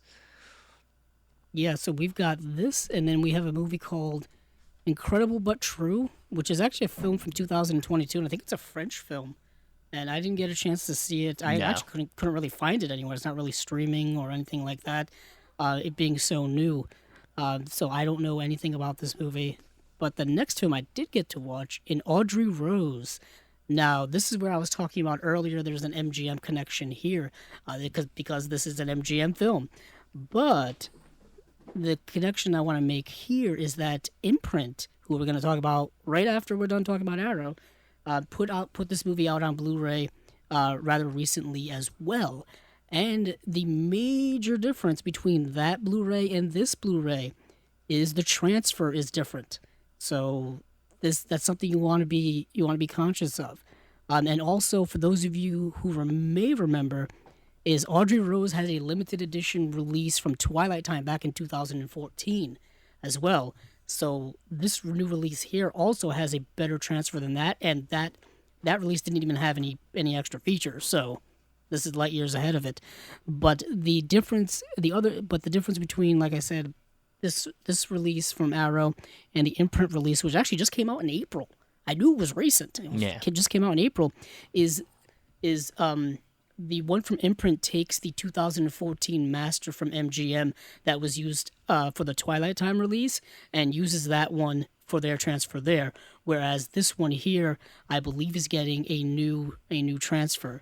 It's getting a new 2K restoration of the film from a 4K scan of the 35mm original camera negative. So that's already a difference.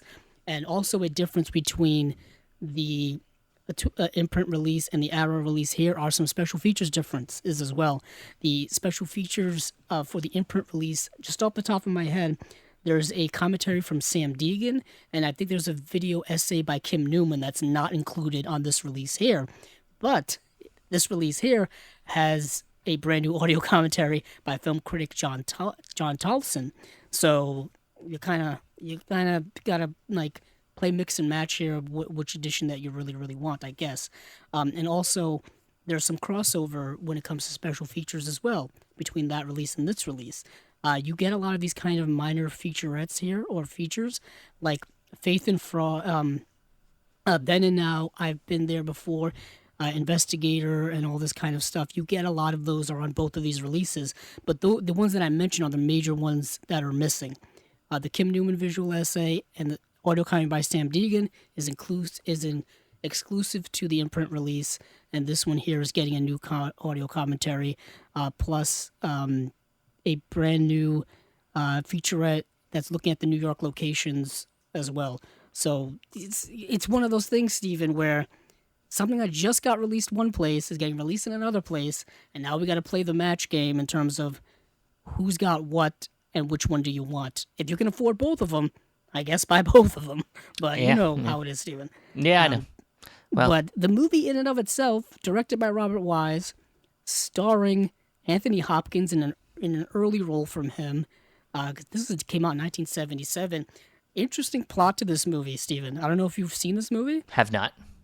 So, Anthony Hopkins plays this guy who believes that his daughter, who has been dead for, I believe, a decade or so, has been reincarnated in the body of this other little girl who has, her own parents.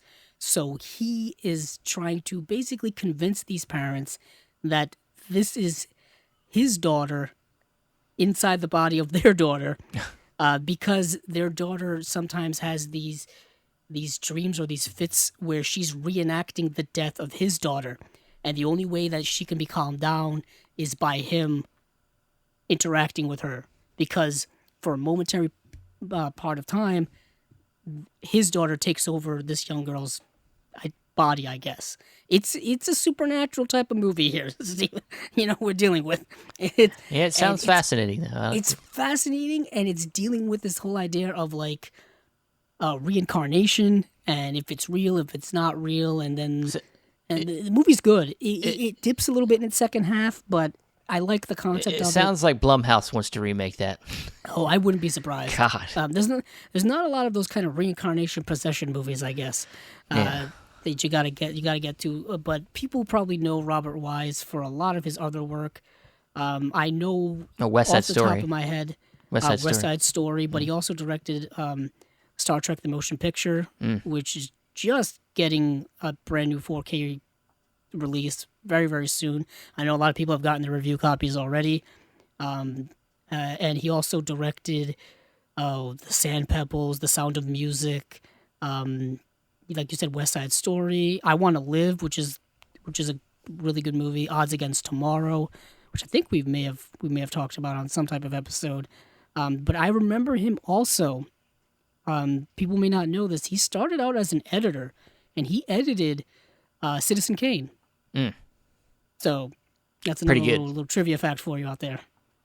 If you didn't know it already, which many of you probably did. So no big surprise. So that's Audrey Rose. And then they tacked on here, the Shawscope set is coming out in November. Yes. Which we covered previously. Yeah. A couple episodes ago. All right. Anything else? Yeah. That's it for the Arrow slate. And now we move into our last slate here with Via Vision Imprint Films. Ooh, it's a big one. It's a big one. We got There's a lot no of stuff jokes going here. on around here. 14 films, 7 releases. Yeah. They dropped this on Friday right into our unexpected. They're like, here you go. We were expecting it, but now try to talk about it in a couple days. So we got, as Andrew said, a lot of releases here. So we're going to start out with the Volume 2, the Collection 2 of the After Dark Noir cinema, which comes with 6 films, which are titled, we have Blue Steel from 1990, which is a cop film starring, her name's escaping me, Jamie Lee Curtis. Then we have from 1990 also Internal Affairs, not to be confused with Inferno Affairs. I know. I can't tell you how many times that's confused me. Yeah, which that one stars Dennis Peck. That's the actor's name, or the character's name. Richard Gere, Andy Garcia. Directed by Mike Figgis. Back again. Yep. Also, we have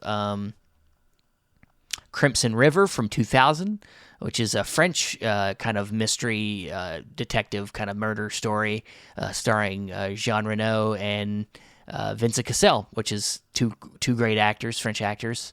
So I'll be excited to talk about that one. Also, we have from 2000, The Way of the Gun, directed by Christopher McQuarrie, starring Ryan Phillippe and Benicio del Toro, Taye Diggs, Juliette Lewis, James Caan. Also, we have The Yards, directed by James Gray, which I got to talk about. I watched this one. This is the one that I know that you watched. I wanted to get your opinion on it. Yeah. And this also came out in 2000 and stars Mark Wahlberg, Joaquin Phoenix, Charlize Theron, Faye Dunaway's in the film, James Caan. And then lastly, we have the Joe Carnahan film from 2000 also, a lot of 2000 films, Narc. We've moved past the 90s a little bit. And then we're moving into the early 2000s. Into the early 2000s. Directed by Joe Carnahan, starring late great Ray Liotta. It is. Jason Patrick, who's all over these damn movies. Jason Patrick, yeah. Busta Rhymes is in the film as well. So that's the Neo Noir Volume 2 set. And then also we have another box set here, directed by Roland Joffé. We have 4 films from him in another director's collection from Imprint. We have The Killing Fields, which is a 2-disc set from 1984. We have 1986's The Mission. We have Fat Man and the Little Boy from 1988. Great title. City of Joy, 1992. And then Prisoners. There's a documentary here. Yeah, a documentary here. I guess that comes along with that. Prisoners of Our Own History. The first 4 films of Roland Joffé. An intimate and all-new feature-length documentary on director Roland Joffré's from the Ballyhoo Pictures, exclusive to the limited edition box 2022. So, nice. It's a limited to 1,500 on that one. And then we have a few single releases here. We have Skull Ties, which is starring Brendan Fraser. Then we have... Yeah, it's a great cast, but we'll get into it. Yeah, we'll get into it. We also have this punk rock movie called Ladies and Gentlemen, The Fabulous Stains. And then we have City of God, which is a pretty critically acclaimed film from... did that come out in 2002? Yeah, 2002, yeah. Yes, it did. And then lastly, we have the... film starring John Lithgow and Ralph Macchio from 1988. Almost a good year. Distant Thunder. Just not quite there. Not quite. It is Distant Thunder. Not to be confused with the Satyajit Ray film. Which I know nobody was, because I'm the only one that talks about that movie. Yeah, I think. I don't think they're the same. Yeah, they're not. They're not the same subject matter, and nobody has ever heard. Unless you're into Satyajit Ray, you've probably not seen the movie Distant Thunder. But go ahead. Yes. So. Oh man. Where do you want to start dive here? In here? Yeah. So let's start at the top. Let's start. Neo Noir. Yeah, let's go, because this is Volume 2. We got Volume 1, which I believe, if memory serves, is it sold out from their website already? It may be. It's close. I think it's definitely in its... By the time anyone listens to this, it may already be. It's close. I think it's pretty close to being sold out, but you could probably find it at some other places like Orbit DVD. Yeah, Orbit DVD is currently sold out. I know because I looked last night like a crazy person at 5 a.m. So let's get into this. So Blue Steel is actually directed by Catherine Bigelow. Yeah. And it's the film that she did right before, one of her more well-known films in Point Break, starring Jamie Lee Curtis as a rookie cop who she stops this robbery that's happening at this convenience store. And what happens is the person that she confronts is she ends up shooting and killing them, but their gun ends up falling into the hands of one of the people who's at the store, and then this person doesn't quite have it all there mentally and decides to kind of start going on a killing spree, if you will. And his psyche ends up kind of falling more and more apart as the film goes along. But it so happens, by happenstance, Stephen, because in a city of New York with millions and millions of people, the Jamie Lee Curtis character and him end up starting dating each other. Of course. Don't ask me how, but just happens. And lo and behold, the person who, was at that scene of the crime, she ends up dating, and she ends up actually getting in a lot of trouble because they can't find the murder weapon, so they think that she shot somebody who was unarmed. So she's like, demoted and stuff like that. You know what I mean? She's getting in a lot of trouble at work, but lo and behold, the person causing all this problem in her life is the person that she's quintessentially dating. It's good. I mean, great cast in the film. Clancy Brown plays like a detective who's kind of like investigating her, and then they work together on this case and whatnot. I really liked it. It is available to stream, I think, on Tubi, memory serves, right now.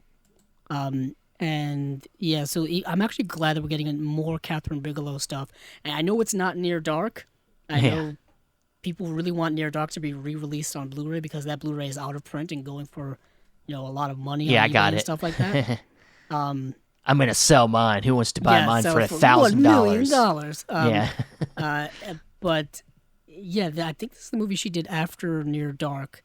We'll get into this, but I guess we can get into it as we go through each movie. Since I haven't seen this one, I'll ask you, because I know some people talking about some of these films are having a hard time matching them with neo-noir. Like, is this? Okay. Do you feel like this movie fits into the neo-noir genre, or is this more just like a crime drama? Or, do you feel like it has some elements of noir? It's tough. It's tough because, to me, noir really has no definition, and neither does neo-noir. Like, there's not a specific set of, like we were just talking about, there's no real rules when it comes to noir. In my opinion, there's no real rules when it comes to neo-noir. You don't have to have like a checklist of things, but it's more of a mood and more of a feeling and more of a vibe. Yeah. And I think that's these films, at least the ones I saw, fall into that vibe. Yeah. I think they really fall into that. I mean, you could even make people are pushing back against Blue Steel being a neo-noir. You could push back even more against Internal Affairs being a neo-noir. Yeah. I guess. Internal Affairs is a movie dealing with, and once again, it's another kind of police movie, but this time you're dealing with crooked cops, specifically Richard Gere's character is one of the dirtiest cops I think I've seen on film. Kind of outside of, Bad Lieutenant, both Bad Lieutenants, and kind of outside of, there was that dirty cop movie that Woody Harrelson did. Steven, did you ever see it? Rampart? Yes, Rampart. Oh my goodness, I don't think anyone knows about terrible. that movie. It's terrible. It's a terrible movie. I think I own the Blu-ray, actually, of it somewhere. Well, I mean, there's also Training Day. Training Day, another crooked cop type movie. This movie's more in line with Training Day than anything. Yeah. If I had to do some type of comparison.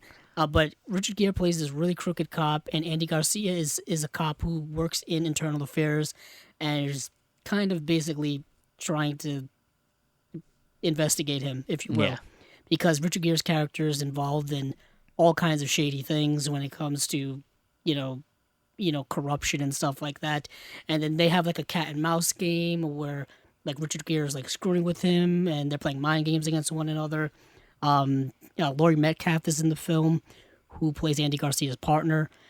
She's really, really good. Nancy Travis, I think, plays Andy Garcia's wife in the movie. But this actually has some new special features, actually. An interview with director Mike Figgis and an interview with the screenwriter as well, and an interview with co-composer. And there's more features to come. But I just find it interesting that we're getting a new interview with the director. We don't really see that very often. And I did just say we're getting a new intro with Scorsese for Wolf of Wall Street, but but he's always willing to talk movies. Like that's his thing. Well, Mike Figgis, not so much. We've said this even for the first set, is some of these films are films that really haven't gotten a lot of attention. They've kind of gotten lost, very much, and are getting a lot of their first Blu-ray chances here. And I think that some of these filmmakers are really loving that their films are getting kind of highlighted in a set like this. So I think they're willing to talk about them.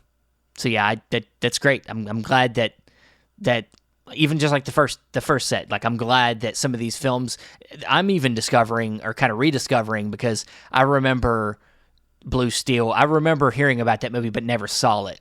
And I've seen the image, like I've seen some, like Narc. I've seen it. It's been a long time, but now I'm going to rediscover the movie through this set because I don't really remember it. And to see how it fits into maybe the neo-noir genre will be interesting, to see if that's how I feel about the movie. The same with Way of the Gun. Like, I've seen Way of the Gun. I'll get to that. Yeah. But yeah, this movie, the one issue I have with Internal Affairs, it's a bit too long. Like, the movie is like close to 2 hours. Okay. And you eventually get to the conclusion that I think we all knew the movie was going to get to. And movie is a little slow in the mid parts and whatnot. But I did not mind watching it. But Crimson Rivers, I got to watch that late last night. That was actually the last movie I watched in preparation for the podcast.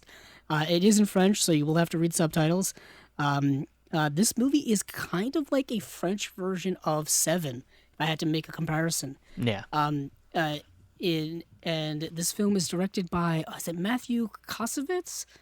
I think that's who it was. And Matthew Kassovitz did, I think he did Gothica, if I remember. Oh, okay. Yeah, that's good. Good. It's a movie I ironically have not seen. That's the one with Halle Berry in it, right? Yes, but he did. Yeah. But you know what movie he did direct? La Haine. Oh, that's in the Criterion Collection. It's that is good without sarcasm. If you're starting a Criterion Collection, yes, that's got to be like one of the first 10 movies you buy. Yeah, you have to buy La Haine. Like, you got to own it. But then he also directed like Babylon AD. Not great. Not good stuff. But what about this one? If you can direct one masterpiece of a movie in your career, that's great. Pretty good. And it was like his first movie, wasn't it? I think it was like one of his. He had one before them. Okay. He had one feature before that and a couple of shorts. Yeah. We did a whole episode on Cinema Discovery Project, beat for beat with La Haine, where we got into it. But yeah, so there's the Vincent Cassel connection right there, because he's in both Crimson Rivers and in La Haine. But La Haine is a film. Crimson Rivers is a film, like I said, that's very similar to Seven. It's coming out in the post-Seven world, and basically both Jean Reno as well as Vincent Cassel are playing cops. Vincent Cassel is in like an inspector, and Vincent Cassel is like a detective or something like that, and they're both kind of investigating. They're both investigating different crimes, but these crimes have connections to them. Yeah. Jean Reno is following a murder, a kind of a heinous crime, like a heinous murder where someone's kind of been tortured and killed pretty viciously in a la a Seven style. Like, the body's been like mutilated and things like that. You know what I'm talking about if you've seen Seven. And then Vincent Cassel is following like a hate crime where someone like drew a swastika on somebody's grave or somebody's tomb, and they end up having a connection with one another. Don't want to give it away, but I ended up really enjoying this movie because I found myself so invested in this investigation and the story and the twists and the turns, and you find out there's a lot more like seedy stuff and a lot more interesting twists and turns happening than I think you believe. Unfortunately, the movie is only about an hour and 45 minutes long, so you don't really get a fuller, more richer exploration of the reasons why these events occurred.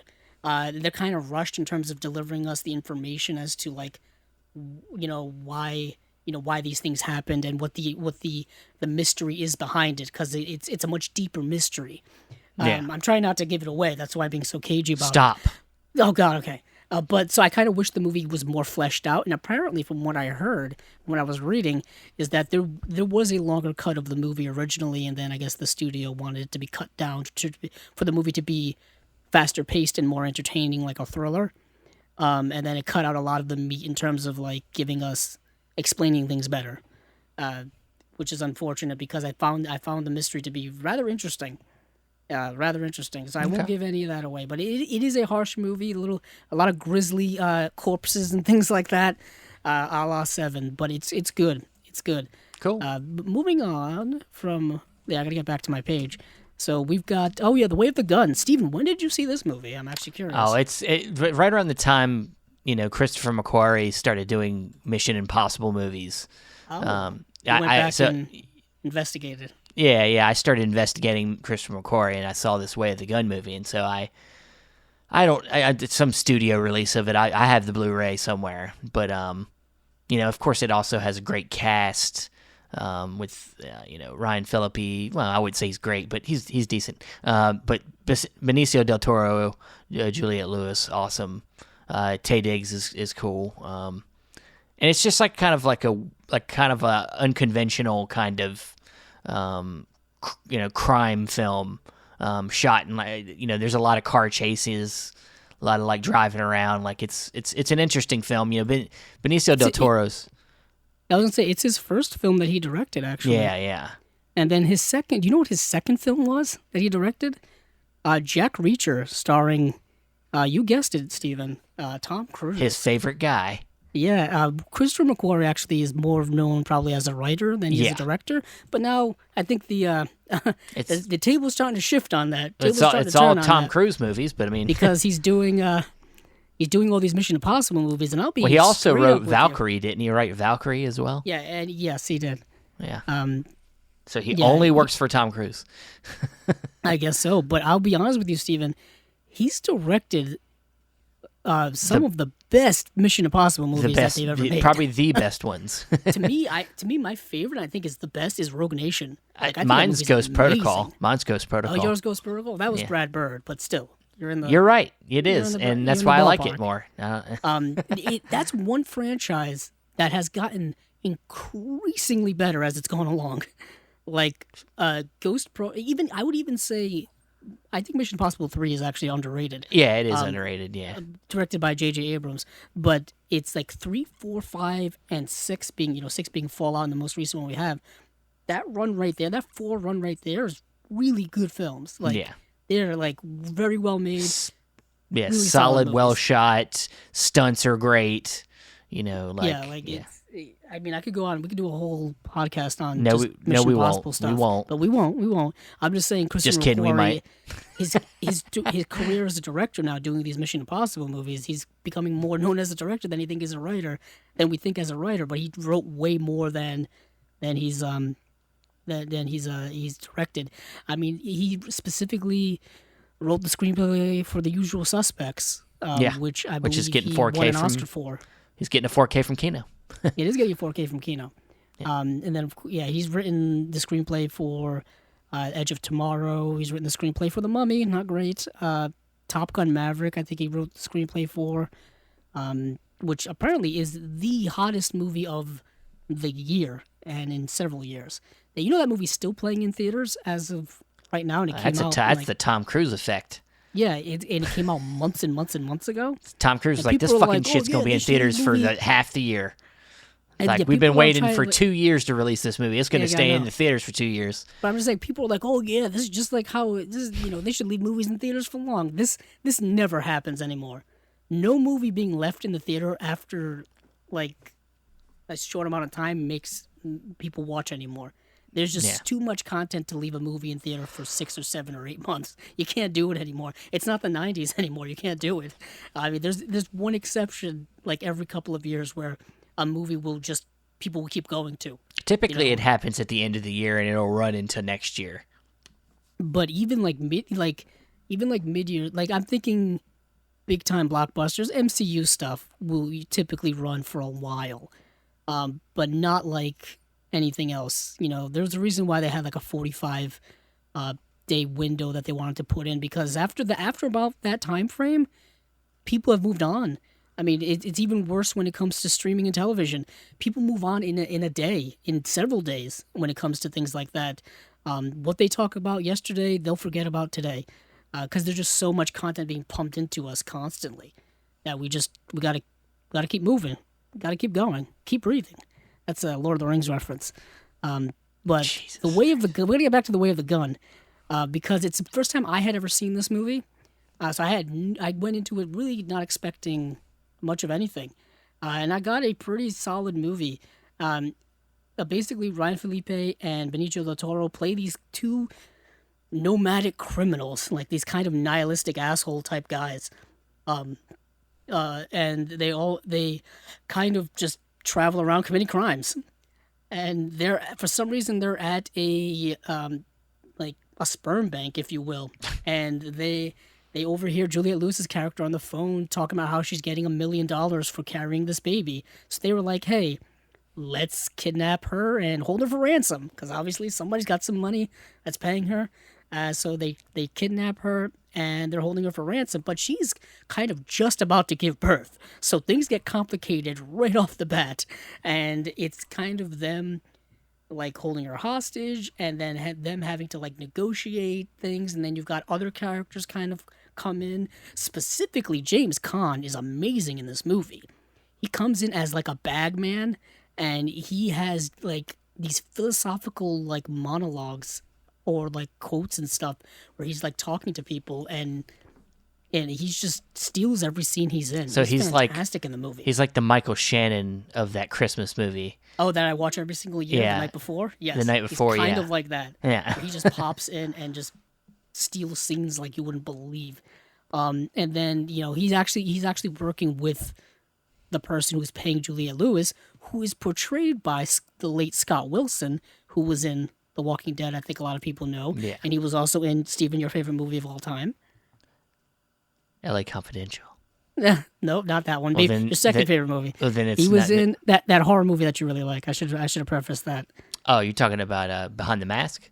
Yes, he is in Behind the Mask. But is that the movie you were talking about? Yeah, it was. I kind of actually set it up better. It's definitely not in my top 5 movies of all time, just so everybody knows. So it's not. But it's one of your favorite horror movies. I like it. It's one of my Yeah. favorite horror movies. Yes. But yeah, he's in that, and he's in this as kind of this super rich guy who's paying a young Juliette Lewis to have a baby, because I guess he and his wife can't. They don't really go into that. We just kind of assume that that's the case. Yeah. And then like there's other characters in there. It reminded me when it got to like its third act climax of like this big shootout thing. I thought of El Mariachi and I thought of like Desperado. Don't know why. I think it was because the setting is in Mexico and it's at like this hotel type place, and it felt like it. It felt like it. Like, there was just bullets being strewn everywhere, and no one was really aiming. And it's just like, let's just blow this place up.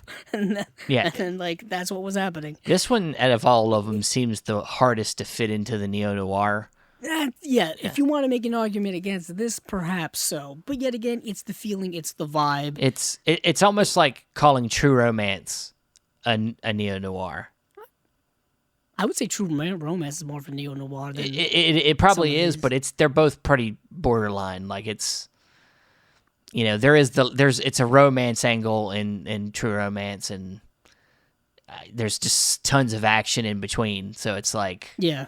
But but you know what? It's got that, there's the crime element where there's somebody coming out. There's the crime element. Yeah. It's seedy. Like there's no good guys in the movie. You know what I mean? They're either gray or bad guys. Like there's really no quote unquote good guys in the movie for the most part. Maybe there's like, True Romance. Juliette Lewis's character, and then like there's this doctor character. Yeah, True Romance, they're trying to sell drugs, and then they get caught up in shit. And in this movie, they're trying to sell they're trying to sell a person basically to get money. Yeah, I really like that movie a lot. It's the plot of that movie is kind of like there's no really defined plot in that movie because it's constantly changing, constantly moving. But the pacing of that movie is so good. The acting is so good. The character interactions are so good. That Tony Scott style, when it's rolling very, very well. But speaking of rolling, Stephen, what did you think? Rolling, yeah. What did you think of The Yards? Because I did not get to see it. Yeah. So The Yards stars Mark Wahlberg, Joaquin Phoenix. This is back in the Marky Mark days, early days. I think James Caan is in it as well. James Caan's in it. Charlize Theron. Nice.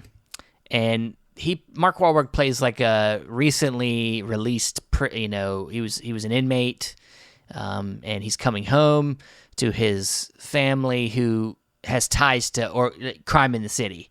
And of course for him, he's just getting out of jail, so he's trying to stay away from it. But what are you gonna do? You're trying to, his friend Joaquin Phoenix is hooking him up, trying to get him a job, helping him out, but he's also kind of very, very, very much in the bad element. And so there's an incident where a railway worker's killed and then a cop's assaulted. They're both involved, and then basically are kind of in hiding. They're in hiding while things are playing out. That's kind of the main central part, and I very much enjoyed it. It's James Gray. James Gray before this had done one other movie. I think it's called like Little Odessa. Yes. And then right after this, he did another movie with these two leads called We Own the Night, which it's very underrated. Yeah, very underrated. And I was going to say, I haven't seen Little Odessa, but reading up on it, you could almost say that this is like a noir trilogy of sorts for James Gray here, where they're all, definitely We Own the Night is a noir. And I wouldn't be surprised if We Own the Night doesn't pop up in one of these future sets if they do more of these, because they're both, We Own the Night's, a cop, almost kind of the opposite point of view where it's a family of cops. It's a family of cops, and then Joaquin Phoenix plays kind of like the black sheep, and he gets kind of brought into like what's happening because like in that movie you don't get James Caan, but you get Robert Duvall, and Robert Duvall's like older retiring cop, and then Mark Wahlberg plays like the good son. He's the cop, and then so like there's like a little trilogy there. I think you could see with James Gray, and James Gray's really underrated. He did. I think he's a super underrated director. Yeah, he did. I still think The Lost City of Z. Is criminally underrated. Yeah. He did Ad Astra. I really liked. I didn't love Brad that one Pitt's as much as you did, but it's not a anymore. bad movie. Yeah, it's not bad. Yeah, I know Brad Pitt's kind of in people's doghouses right now. What did he do now? Oh, him with the whole divorce with Angelina Jolie. I don't give a shit about that and stuff. Yeah, did you see Bullet Train, by the way? I want to see it so bad. Okay. I want to see it. Because I did. I got to see it I got to see it. I didn't know if you had gotten to see it. Well, just tell me if it's good. Okay, that's not good. It's fine. It's fine. Never mind. I'm going to wait till it's just streaming now. To be honest, I would. I think it's fun and entertaining and stylistic and whatnot. Yeah, it's fine. Okay, well then I'm going to wait. I'm not going to go try to see it in theaters now. But the yards. Back to the yards. Yeah, the yards. I think is really. I enjoyed it. It's a solid neo. I think it is a neo noir. I think it is a movie about the moral dilemmas of a man who's trying to get his life together. I'm trying to remember what he did to initially get into prison. I'm blanking on it right now for some reason, but he's trying to get his life together. Car theft. Yeah, that's it. Car theft, and he's getting out. When he gets out, he's very docile. He's trying to just kind of get his life back together. But somebody he really likes is kind of putting him in bad position. And I tell you what, Joaquin Phoenix in the film is fantastic. Like, he's really good. He's always good. But some of these movies in this time period we kind of skip over. Well, we were kind of young at the time for when these movies came out. These were not exactly the type of movies we would go to the movie theaters to see. I don't think people were paying attention to Joaquin Phoenix as much until he did Walk the Line. I would even say the same year he did Gladiator. Exactly. He was nominated for that. That was really, really one of his early breakout roles. I mean, like you said, he was nominated for that. I mean, before this, he had done. I don't even know what he had done, actually. I got to look it up. But I'm just saying, he was in like Parenthood, like you said. He has that small role in 8mm, Clay Pigeons. Yeah, Clay Pigeons is good. I watched that. I know not you too bought long. that Blu-ray a long time. Yeah, ago. I watched it not too long ago. That's a fun movie. Yeah. Yeah, he's in the movie Inventing the Abbots as well. But yeah, 2000s was really when his career really took off. Of course, he was in Signs. He was in Gladiator. He was in The Village, Ladder 49, which I actually saw Ladder 49. Ladder 49's not bad. I saw it in the theater, actually. Yeah. I remember that, 2004. What a time. There's firefighter movies, and there's not a lot of good ones, but that one, and of course, Backdraft is Oh yeah, Backdraft. Ron Howard. Ron Howard's Backdraft. That's probably the two big, really good ones that I've seen. There might be some other ones I'm forgetting, but yeah, The Yards is a solid. I think it's a solid film with some good stuff in there. I do think it is. I think you could put it in the neo-noir area. Yeah, I think these are all good. And these are all getting. We did even kind of glossed over this a little bit. The Way of the Gun is getting 3 commentaries on The Way of the Gun. 3. Cool. Including one with the director. And then there's new interviews on The Yards with James Gray, with Ellen Burstyn, who's also in the movie, one of the all-time great actresses. There's an audio commentary with James Gray. There's also more features to be announced. Yeah, and there's a roundtable discussion with Charlize Theron, Mark Wahlberg, James Caan, and James Gray. That's good stuff. That's good, solid. Good stuff. But lastly... is Narc. Yeah. The Joe Carnahan film. I think was this Joe Carnahan's first film? I believe it's his first directed film, yeah. He might have written some stuff before then.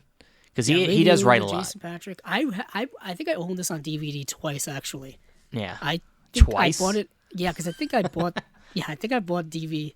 I think I bought the DVD, and then maybe it was defective or something like that. And then I got it again, maybe because somebody gave it to me.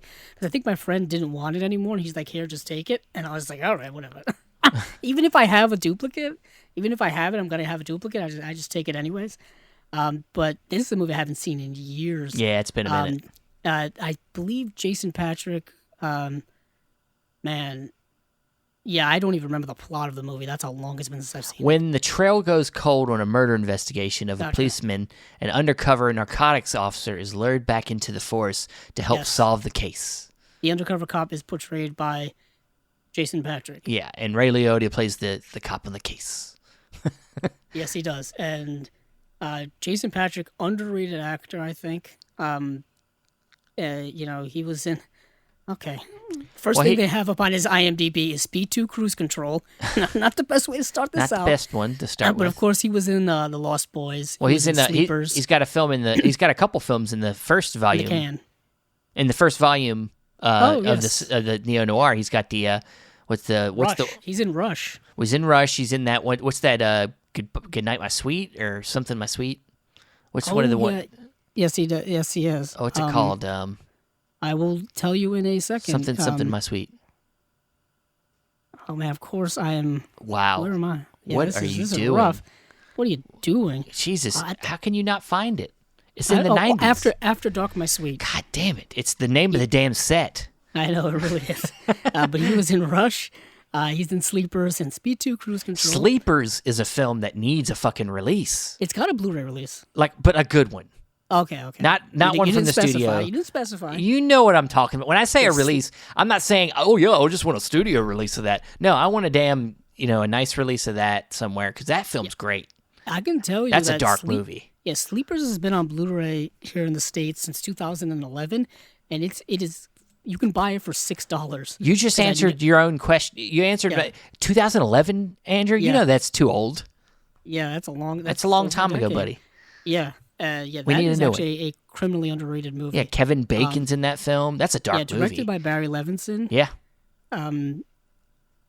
Brad Pitt, Jason Patrick, Billy Crudup, Minnie Driver, who's one of my all-time great favorites. Cast. Bobby De Niro's in it because we're best friends. Yep. I can call him that, I guess. Bobby. But yeah, so that's Narc is good. Joe Carnahan's a good director. He doesn't direct a lot, but when he doesn't direct a lot, but the stuff he does direct, I actually really like. I mean, I've only seen what's the movie that Smoking Aces? I think I've only seen it once actually, and he just did it. Didn't he just do that Chop Shop movie that everybody likes? Yes, it's Cop Shop or Cop Shop, which is also good. Yeah, which is also really good. He did Boss Level as well. He did The Gray. He did The Gray. Yeah. I mean, the A-Team is kind of is what it is. I mean, it's a fun action movie from 2010. He does manly movies. Oh yeah, I mean, his film is definitely. I mean, the first movie he made is called Blood, Guts, Bullets, and Octane. Sure. Kind of the basis for his career. Sure. Kind of the basis. Good director. He was very active on social media for a while. I don't know if he jumped off of there, But I did like Boss Level, which stars what's his name, and was streaming on Hulu. Frank Grillo is in it. Mel Gibson's in it. Naomi Watts, Michelle Yeoh is in it. And it was a good like time travel Groundhog Day-ish type action movie. That was only streaming on Hulu. It doesn't have a Blu-ray release, I think, here in the U.S., which is really unfortunate because it's a good movie, but it's one of those where, if it's streaming, the chances of it getting a physical release are smaller. It got a Blu-ray release in Canada. It got one in Australia. It got one in Germany and other countries, but nothing here. Yeah. Yeah, I got a 4K Steelbook in Germany, actually. Interesting.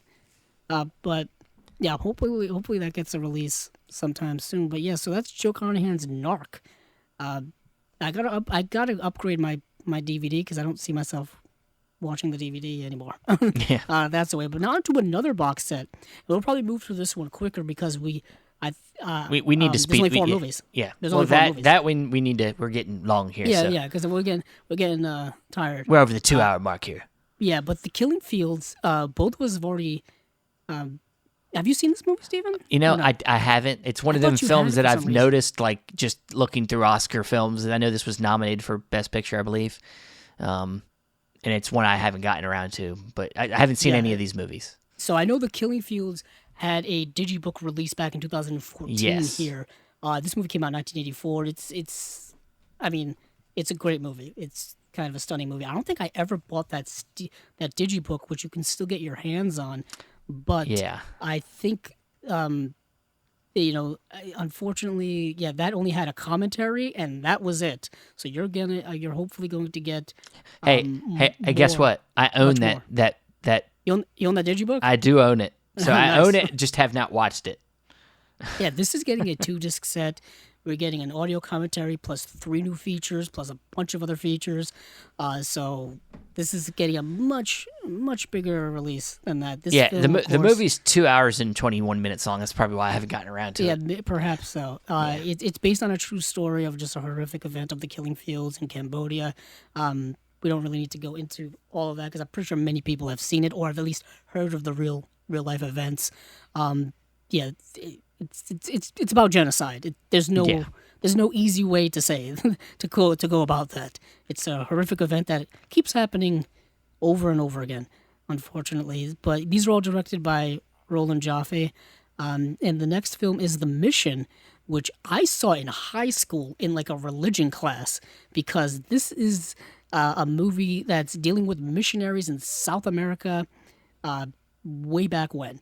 Like in the 18th century, and starring in this movie is Bobby De Niro and Jeremy Irons, and I remember it being a great film. I think I own the Blu-ray of this already, but it's getting new special features, 2 new special features. Plus, there's an audio commentary. There's a making of on here. Steven, I don't know if you've ever seen this movie. Like I said, I haven't seen any of these. I haven't seen any of them. All right, so I don't have to keep asking you then. Yeah, please stop. No, yeah, please. But it's a really good film. It's been years since I've seen it. I haven't seen it since high school, I don't think. But it's about missionaries in South America in the 17th century. It's so pair this up with Silence. Pair this up with Silence. It's very much in that range. I'm kind of surprised Scorsese didn't direct the movie. Yeah. 18th century Spanish Jesuits try to protect a remote South American tribe in danger of falling under the rule of pro-slavery Portugal. Yes, and I can't remember who plays the priest. I want to say Jeremy Irons plays the priest, and Robert De Niro is kind of the dude hanging out trying to protect natives and whatnot. Aidan Quinn is in the film, but yeah, it's very good. But moving on from there, the next film is Fat Man and the Little Boy. Interesting title, misleading title, because it really doesn't tell you at all or describe the movie in any accuracy. A little bit, it does. It does. Wait, is there a fat man? Yeah, if you know what it's about. So this is about the Manhattan Project, which of course was the project in World War II to create the Oppenheimer, the bomb, the atom bomb. This was, You're going to see it in Christopher Nolan's movie Oppenheimer coming out very, very soon. Yeah. But in this movie, you've got Paul Newman playing the general who was overseeing the Manhattan Project at the time. And of course, you have someone playing Oppenheimer, and you've got a really great cast. And it's a movie that I saw a couple of years ago when I was going through all of these Paul Newman films.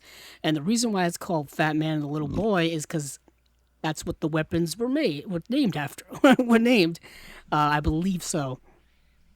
Yeah, they produced. Yeah, he's in charge of the massive project to produce two weapons, Fat Man and the other one being Little Boy. That's the title of the movie. And it's Dwight Schultz is J. Oppenheimer, and you get kind of like the politics behind it. You get the tension behind it. You get the sense of urgency behind it. You get all of that type of stuff heightened up and used. Artistic license was taken. It's not a documentary, people. It's not going to be 100% accurate. Yeah. But it's Paul Newman, so I got to get it. Yeah. Bonnie Bedelia's in the film, Johnny Cusack, Laura Dern, Natasha Richardson. It's getting a couple of new features as well. Just the 1080p high definition presentation on Blu-ray. None of these, and in typical Imprint fashion, none of these I don't think are getting anything new in terms of except for this next film, City of Joy. This is a Swayze film, which I did not get to see. Swayze from 1992. Patrick Swayze. He's a dissolution surgeon who travels to India after a young patient dies on the operating table. So I guess he's trying to search for some type of meaning in life. But Lowe's determination to quit medicine is challenged when he meets a committed British nurse who runs a free clinic in Calcutta's most dangerous neighborhood. And when her clinic and livelihood of her neighbors is threatened by a brutal local quote-unquote godfather, Max teaches the impoverished Indians the strengths of their own unity. Seems like a very, you know what I'm talking about, Stephen, positive... feel-good movie? Yeah, overcoming adversity. Yeah. Bad guy, gotta get overcome and stuff like that. Yeah. Starring Patrick... I mean, the poster for this movie had, people carrying Patrick Swayze on their shoulders. And he was cheering and stuff. So kind of what I got. Unfortunately, Patrick Swayze. Or as in the people today would call this movie, the white savior movie. Ooh, there you go, Stephen. Getting political on me here. Yeah. But as the people know, Patrick Swayze passed away many, many years ago. And it's still very sad that he's Rest gone. in peace. They are he's an icon. They're already remaking Roadhouse with Jake Gyllenhaal. They already remade Point Break, so I guess nothing sacred. What are they going to do next? Black Dog? I guess so. But this is getting another new thing, and there's a bonus disc on here as well. That's that feature. That's the new feature feature-length documentary. Yeah, because these are actually Roland Joffe's first 4 films. Yes. There you go. Next, we've got School Ties. This cast in this film is also people you will recognize. Every generation seemingly has just a cast of young and up-and-coming actors, and you see them in their teenage, younger years or whatever, or maybe even their early 20s, and you're and then later on you can see them again, and when they're older, Brendan Fraser, Matt Damon, Chris O'Donnell, Cole Hauser, Anthony Rapp, Ben Affleck, a little Dazed and Confused trilogy reunion there. And this is the famous movie where it's got Brendan Fraser's character out in the rain yelling cowards I don't know if people have probably seen that meme. Cowards!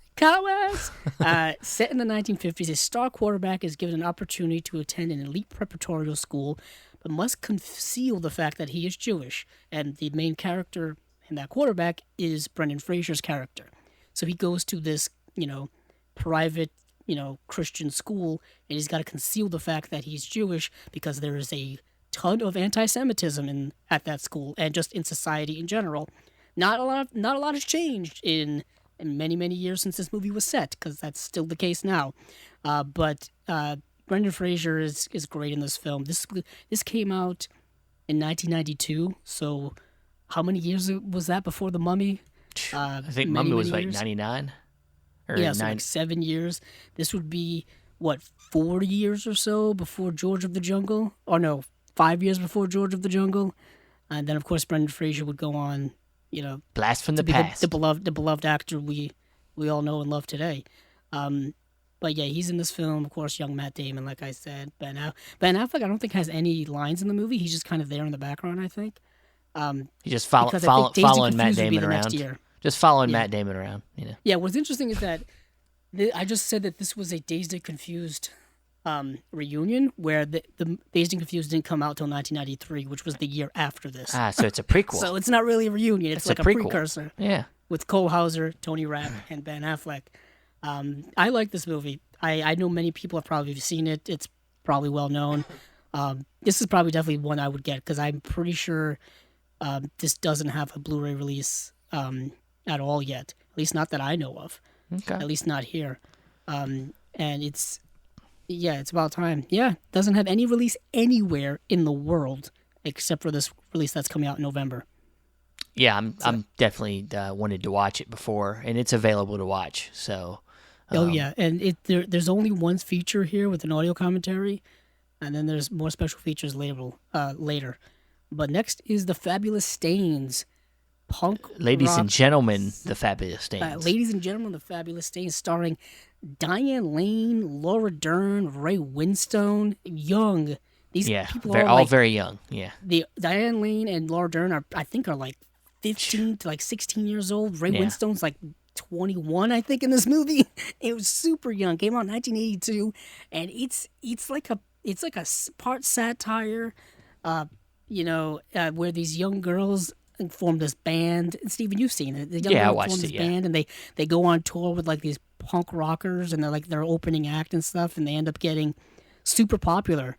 And then, with that fame comes the inevitable downfall. Kind of deconstructing the idea of what it means to be a punk rocker. Especially they talk about it a lot about being genuine, being yourself, and being a phony. But you also want to be successful, and it's like, how do you? So if you become successful, are you not being yourself? Does that mean you're playing in the mainstream? If you become successful, it's like, what does it mean to be a punk rocker? And so, I think they play into some of maybe what the contradictions of that can be. But we, as we always like to point out, Kat Ellinger is on this disc. Yeah, I was gonna say Kat Ellinger does a video essay, and she seems to be really into the punk, because she did features on what's the other one, Times Square, which is another for Kino. Yeah, which came out around the same time as this. Yeah. So she's very, of course, into the punk films. Yeah, and this movie is actually very short in terms of runtime. I think hour and 25 minutes. Yeah, it's not long. The runtime. It's not long. It states what it wants to be, and kind of goes along with it. It's a rather time capsule piece, but with interesting universal kind of timely, evergreen themes going on. The fakeness of it all, the fakeness of fame, and what you got to do to maybe get famous is not be who you are. I liked it a lot. I liked it too. Yep. And definitely a good find. Yeah. Then last up here is a film that I think needs no. Well, there's two more. There's two more. Oh, there's two more here. Yeah. Okay. City of God. So I kind of jumped the gun on that. Yeah. Sorry. And next up here is City of God, which is the Brazilian film from 2002. It's tough to explain this movie to people without them having to actually watch it. It's so in the slums of Rio de Janeiro, which is Brazil, two kids' paths diverge as one struggles to become a photographer and the other a kingpin. So you have these two people who grow up in the same area. One goes down a negative path and one goes down a positive path, and you see how their worlds are different, how their worlds interact with one another, and you just see the harshness of that world. I mean, if you just watch the trailer for this movie, you'll get it. Rio de Janeiro and Brazil in general is notorious for crime and just really, really bad, things happening there. And the movie kind of shows that it was a huge indie hit in 2002. It was at the Cannes Film Festival. It was at Toronto. It's one of the more celebrated movies, and it came out 20 years ago this year. And I was just telling Steven the other night, the Blu-ray that we've had here doesn't have any special features, so thank goodness this is actually getting at least one special feature so far, News from a Personal War, a documentary, and there's more features to be announced.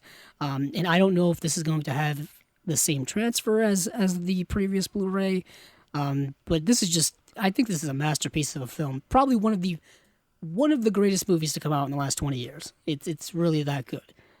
But Steven, I don't know if you've gotten to see it. I'll be honest with you. Every time I've tried to watch this movie, I can't get into it. And I'm not saying that I necessarily hate it, but it seems like every time I've tried to watch this movie, I'm like I turn it off after about 20 minutes.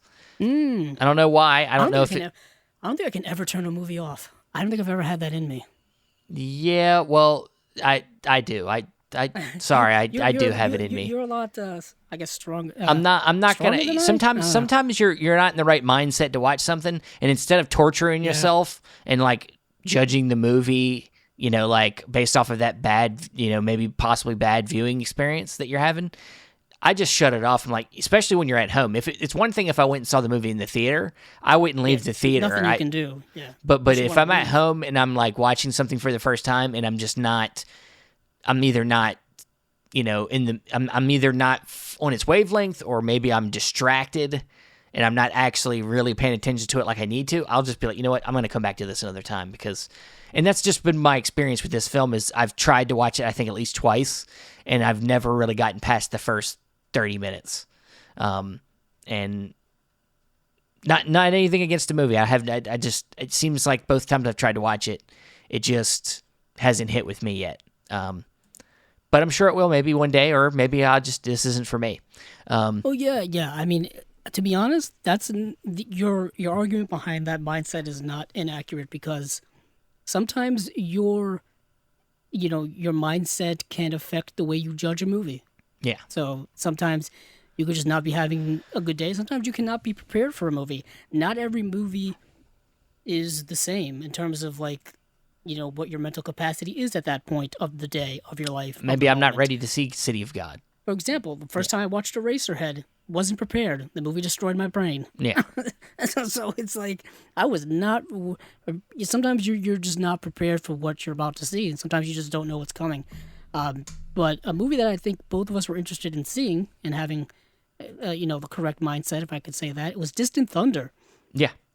John Lithgow portrays a Vietnam vet who has been self-exiled for 15 years or so, ever since he came back from the war, and he's estranged from his son, portrayed by Ralph Macchio. Ralph the Karate Kid Macchio. Yes, he is. And the movie, you would think it would be a movie about he and his son reconnecting and things like that, and it's not. It is that, and it's not quite that at the same time. You get a more introspective look of John Lithgow's character, who's fantastic in the movie. It's a bit of a slower film, to the point where I was like, come on, give me some more. I need some more stuff in here. Because on paper, that sounds like a fascinating look at PTSD, at the Vietnam era of war veterans coming back and kind of being, being messed up because of their experiences and all of those things. And the film it's not quite that, and it's also not quite a reunion between father and son and dealing with all of those issues. It tries to toe the line between both. That's what I found out, Stephen. What did you think of it? Yeah, I agree with you. It reminds me of somewhat along the lines of that recent film with what is it called? It's got I'm gonna find it. You're talking about the Ben Foster film? Ben Foster, you're on my wavelength. Ben Foster film is like Tracing or something like that. Leaving something. I'll find it while you talk about this movie. Yeah. Distant Thunder, it does feel like that it doesn't have as much meat on its bones as it needed to have. Like, it feels like the script is lacking a little bit. It wants to focus on his trauma, but it uses the estranged son as kind of like the thing moving the plot forward. But once we get to it, you don't spend enough time with it.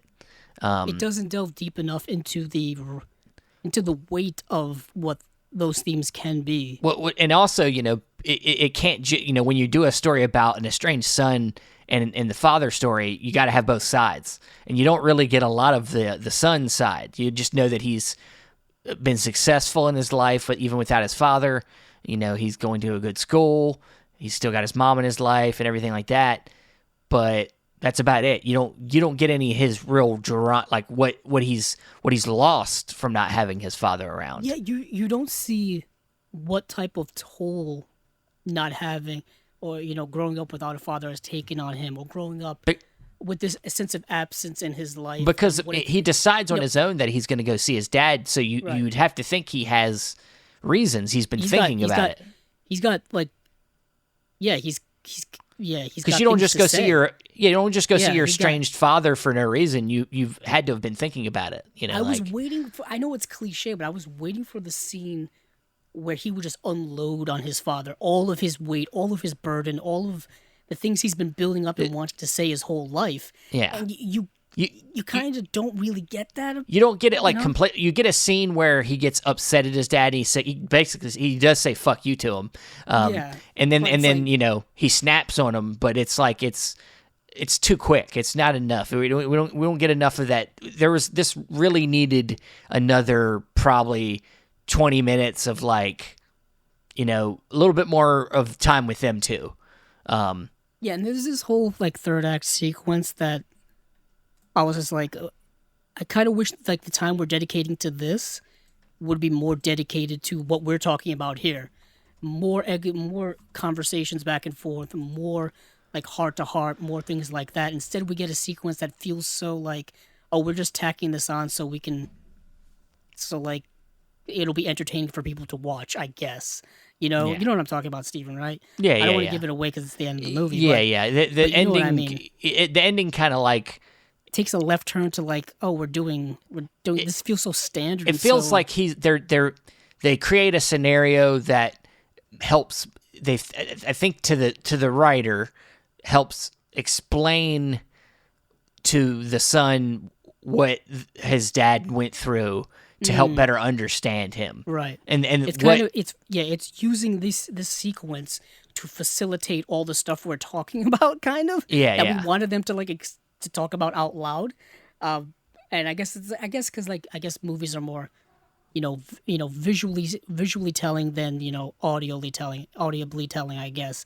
But I still would have preferred the way we're talking.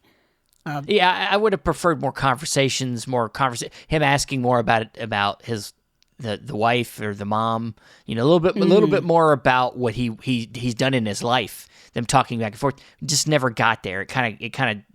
It starts out okay, then it goes downhill, and then it builds back up till the end. But the Ben Foster movie you were talking about is called Leave No Trace. Yes. Where he's a veteran himself, and he's living out in the woods with his daughter. Yes. Yeah, and keeping her away from society, kind of like that other film, Captain Fantastic, that came out with Viggo Mortensen. Except he's not a veteran; he's just he's just a widower, I believe. Yes, I believe he's a widower, and after his wife passed away, he kind of takes his children off grid. Yeah. So his children are kind of, that's interesting. It's kind of a different perspective because you're taking your child with you. You're taking your child with you into your own turmoil. Yes. Versus just running away from them and dealing with your own stuff on your own. It actually plays as a good. Which way is better, Yeah, it kind of plays as an interesting double feature. Leave No Trace in this movie, where you get one decision versus the other decision, and it's like it kind of makes a good argument for Leave No Trace. Kind of makes a argument for that not being as good of an idea as leaving your kid is terrible, but like the things that. But Ben Foster does. I was just going to say, bringing your child into your own hellish turmoil of your own personal things, we know just from what we see throughout society and the generations that can be just as bad as abandoning them. And Ralph Macchio's character in this, yeah. And Ralph Macchio's character ended up doing fine, having his mom and being successful. Yeah, and, he was like valedictorian of his high school. Yeah. I mean, it was like a 28-year-old Ralph Macchio was still in high school, but whatever. So ultimately, Lithgow makes the difficult choice of not being able to see his kid for his whole life. So that can work out in different ways. Of course, Ralph Macchio could not be successful then come around. It could have gone the complete opposite way. Yeah, which we've also seen happen in real life and in society, where the absence of any of that can lead to dire things. I mean, it really is just a contextual and case by case basis, and it's not uniform. But this release here is getting an audio commentary of what we know so far. And this movie was directed by Rick Rosenthal. Yeah. And for those of you who know who Rick Rosenthal is, he's known probably mostly doing television, but I think I brought him up a few more times because he directed but took his name off of The Birds 2, which Yeah. Who put that out, Steven? Was that That's Vinegar Syndrome? Yeah. Yes, The Birds 2. We took his name off of that. But I know him, and I said this before, he directed Halloween 2 in 1981, which obviously is not canon now and all that kind of stuff. I think it's underrated. I think Halloween 2 is underrated. I know a lot of people don't like it, but to me, there's nothing scarier than a hospital, and it's basically Michael Myers tormenting people in a hospital. So it's like a double horror for me. Yeah. So that's just a little thing I like to talk about when it comes to Rick Rosenthal, because it's a big shoe. It's a big shoe to fill when you have to follow up John Carpenter, and it's like, damn, Yeah. what are you gonna do with that? Yeah, and also before we get too far, Carrie Keen's also in this film. And she's a great actress. She does really well in this film. Yes, playing somebody that's kind of trying to help. Yeah, she's Lithgow. trying to help John Lithgow's character. Yeah. Trying to bring him in. Stephen, I wanted to ask you this because I was thinking about this. This will be the last thing, and then we'll get to our closing arguments, I guess. When was the first time you were introduced to John Lithgow? Like, in what manner? Was it a drama? Was it comedy? Probably Harry and the Hendersons. Okay, like we talked about with Ian. With Ian. With Ian? Yeah. I guess that was, you know what it was for me? Third Rock from the Sun. Yeah, the the show from the 90s, yeah, with Joseph Gordon-Levitt, yeah. With Joseph Gordon-Levitt, but he was in that, and I got introduced to him as a comedy actor. So going back to watch his more serious stuff is always jarring to me. Also another one that comes to mind is the Sylvester Stallone film Cliffhanger. He plays the villain. Oh, he is in that movie, yes. Yeah, he plays a terrible villain in that movie. Like he's an asshole. Yes, he does. I remember him in Brian De Palma's film Blow Up. Yeah. Just. And of course, I don't want to give away. I don't want to give it away, but of course he's in Dexter as well as. Yeah, I was going to say Dexter. He's the Trinity Killer. To be honest, that's the height of Dexter for me. Yeah. Was his character. Yeah. Everything after that's a step down. They couldn't go any higher than that in that show, but that's just me. So yeah, that's John Lithgow. He's a fantastic actor. Great actor. Still working today. Yeah. I did just see him in Daddy's Home 2, playing Will Ferrell's father. Hell yeah, he's hilarious in that movie. Him and Will Ferrell just and just plays it just to the nines. Just full tilt, dialed up to 11 in that movie, just not holding back in terms of his character. Yeah. But yeah, John Lithgow, all-time great actor. But also, lastly, there's another actor in this film that I noticed because I'd seen another film he was in. Jamie Sheridan, who's the boyfriend of Carrie. Oh, the asshole boyfriend. Yeah. And I remember seeing him for the first time in a film that I saw a lot growing up called Wild Things. You ever see Wild Things or Wild Thing? I think it's Wild Things. Hold on, no, I don't think I'm going to find it here. No, I'm sorry, not Wild Things. Wild America. Oh, that's different. Yeah, when you said the Wild one with Things, I'm like, he's not in that movie. Yeah. I don't know why. Wild America, Jonathan Taylor Thomas. I probably have then. It's the one where the three brothers are obsessed with like animal. They have animals and they have and they go out and they make the documentary about wildlife. Oh, I probably have seen it then. Yeah, it's good. I got a Blu-ray of it recently came out, and it's a fun it's a family film, but it's also kind of like a cool like coming of age type of movie. He's in a lot of television nowadays. Yeah. Damn, a lot of TV. But yeah, Jamie Sheridan played the dad in that film, and that's where I first saw him.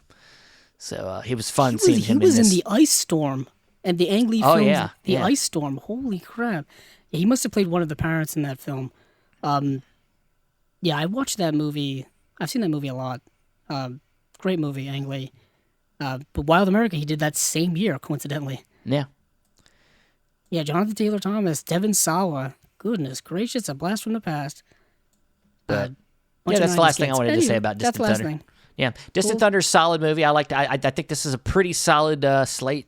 Yeah, once again from Imprint. Imprint. Great slate from Imprint. Yeah. Just the box sets alone are really, really good. Pretty solid, yeah. And I just want to mention, these are all pretty limited, so don't take too long. There's only, I think each of them only has like 1,500 copies apiece, yeah. Which sounds like a lot in hindsight, but Imprint stuff is selling out quicker now than I think it's ever. It's getting more popular. I think people are they're finding more. They're finding out and better, and they're also, I think, finding ways to get maybe better prices. You know, the more available it becomes at other places, they're finding ways to get their hands on it, or they're choosing to get Imprint stuff because they're really liking what they're putting out, so they're putting more of their money towards Imprint product versus other labels maybe. And so yeah, I mean you know, if there's something you really want from Imprint, don't wait too long. Yeah,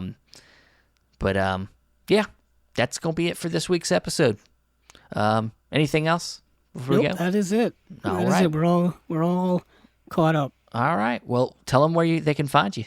You can find me on Twitter at Capzilla06, as well as our YouTube channel, Chasing Labels. And you can find me on Facebook, Stephen Billings. You can also find me on other Chasing Labels pages, whether it be our Twitter, our Instagram, or my Letterboxd at Chasing Labels. You can find the audio for the podcast on Podbean, Apple Podcasts, Stitcher, Spotify, and other places. Thanks again for listening, and hey, keep on watching them movies. I know I will.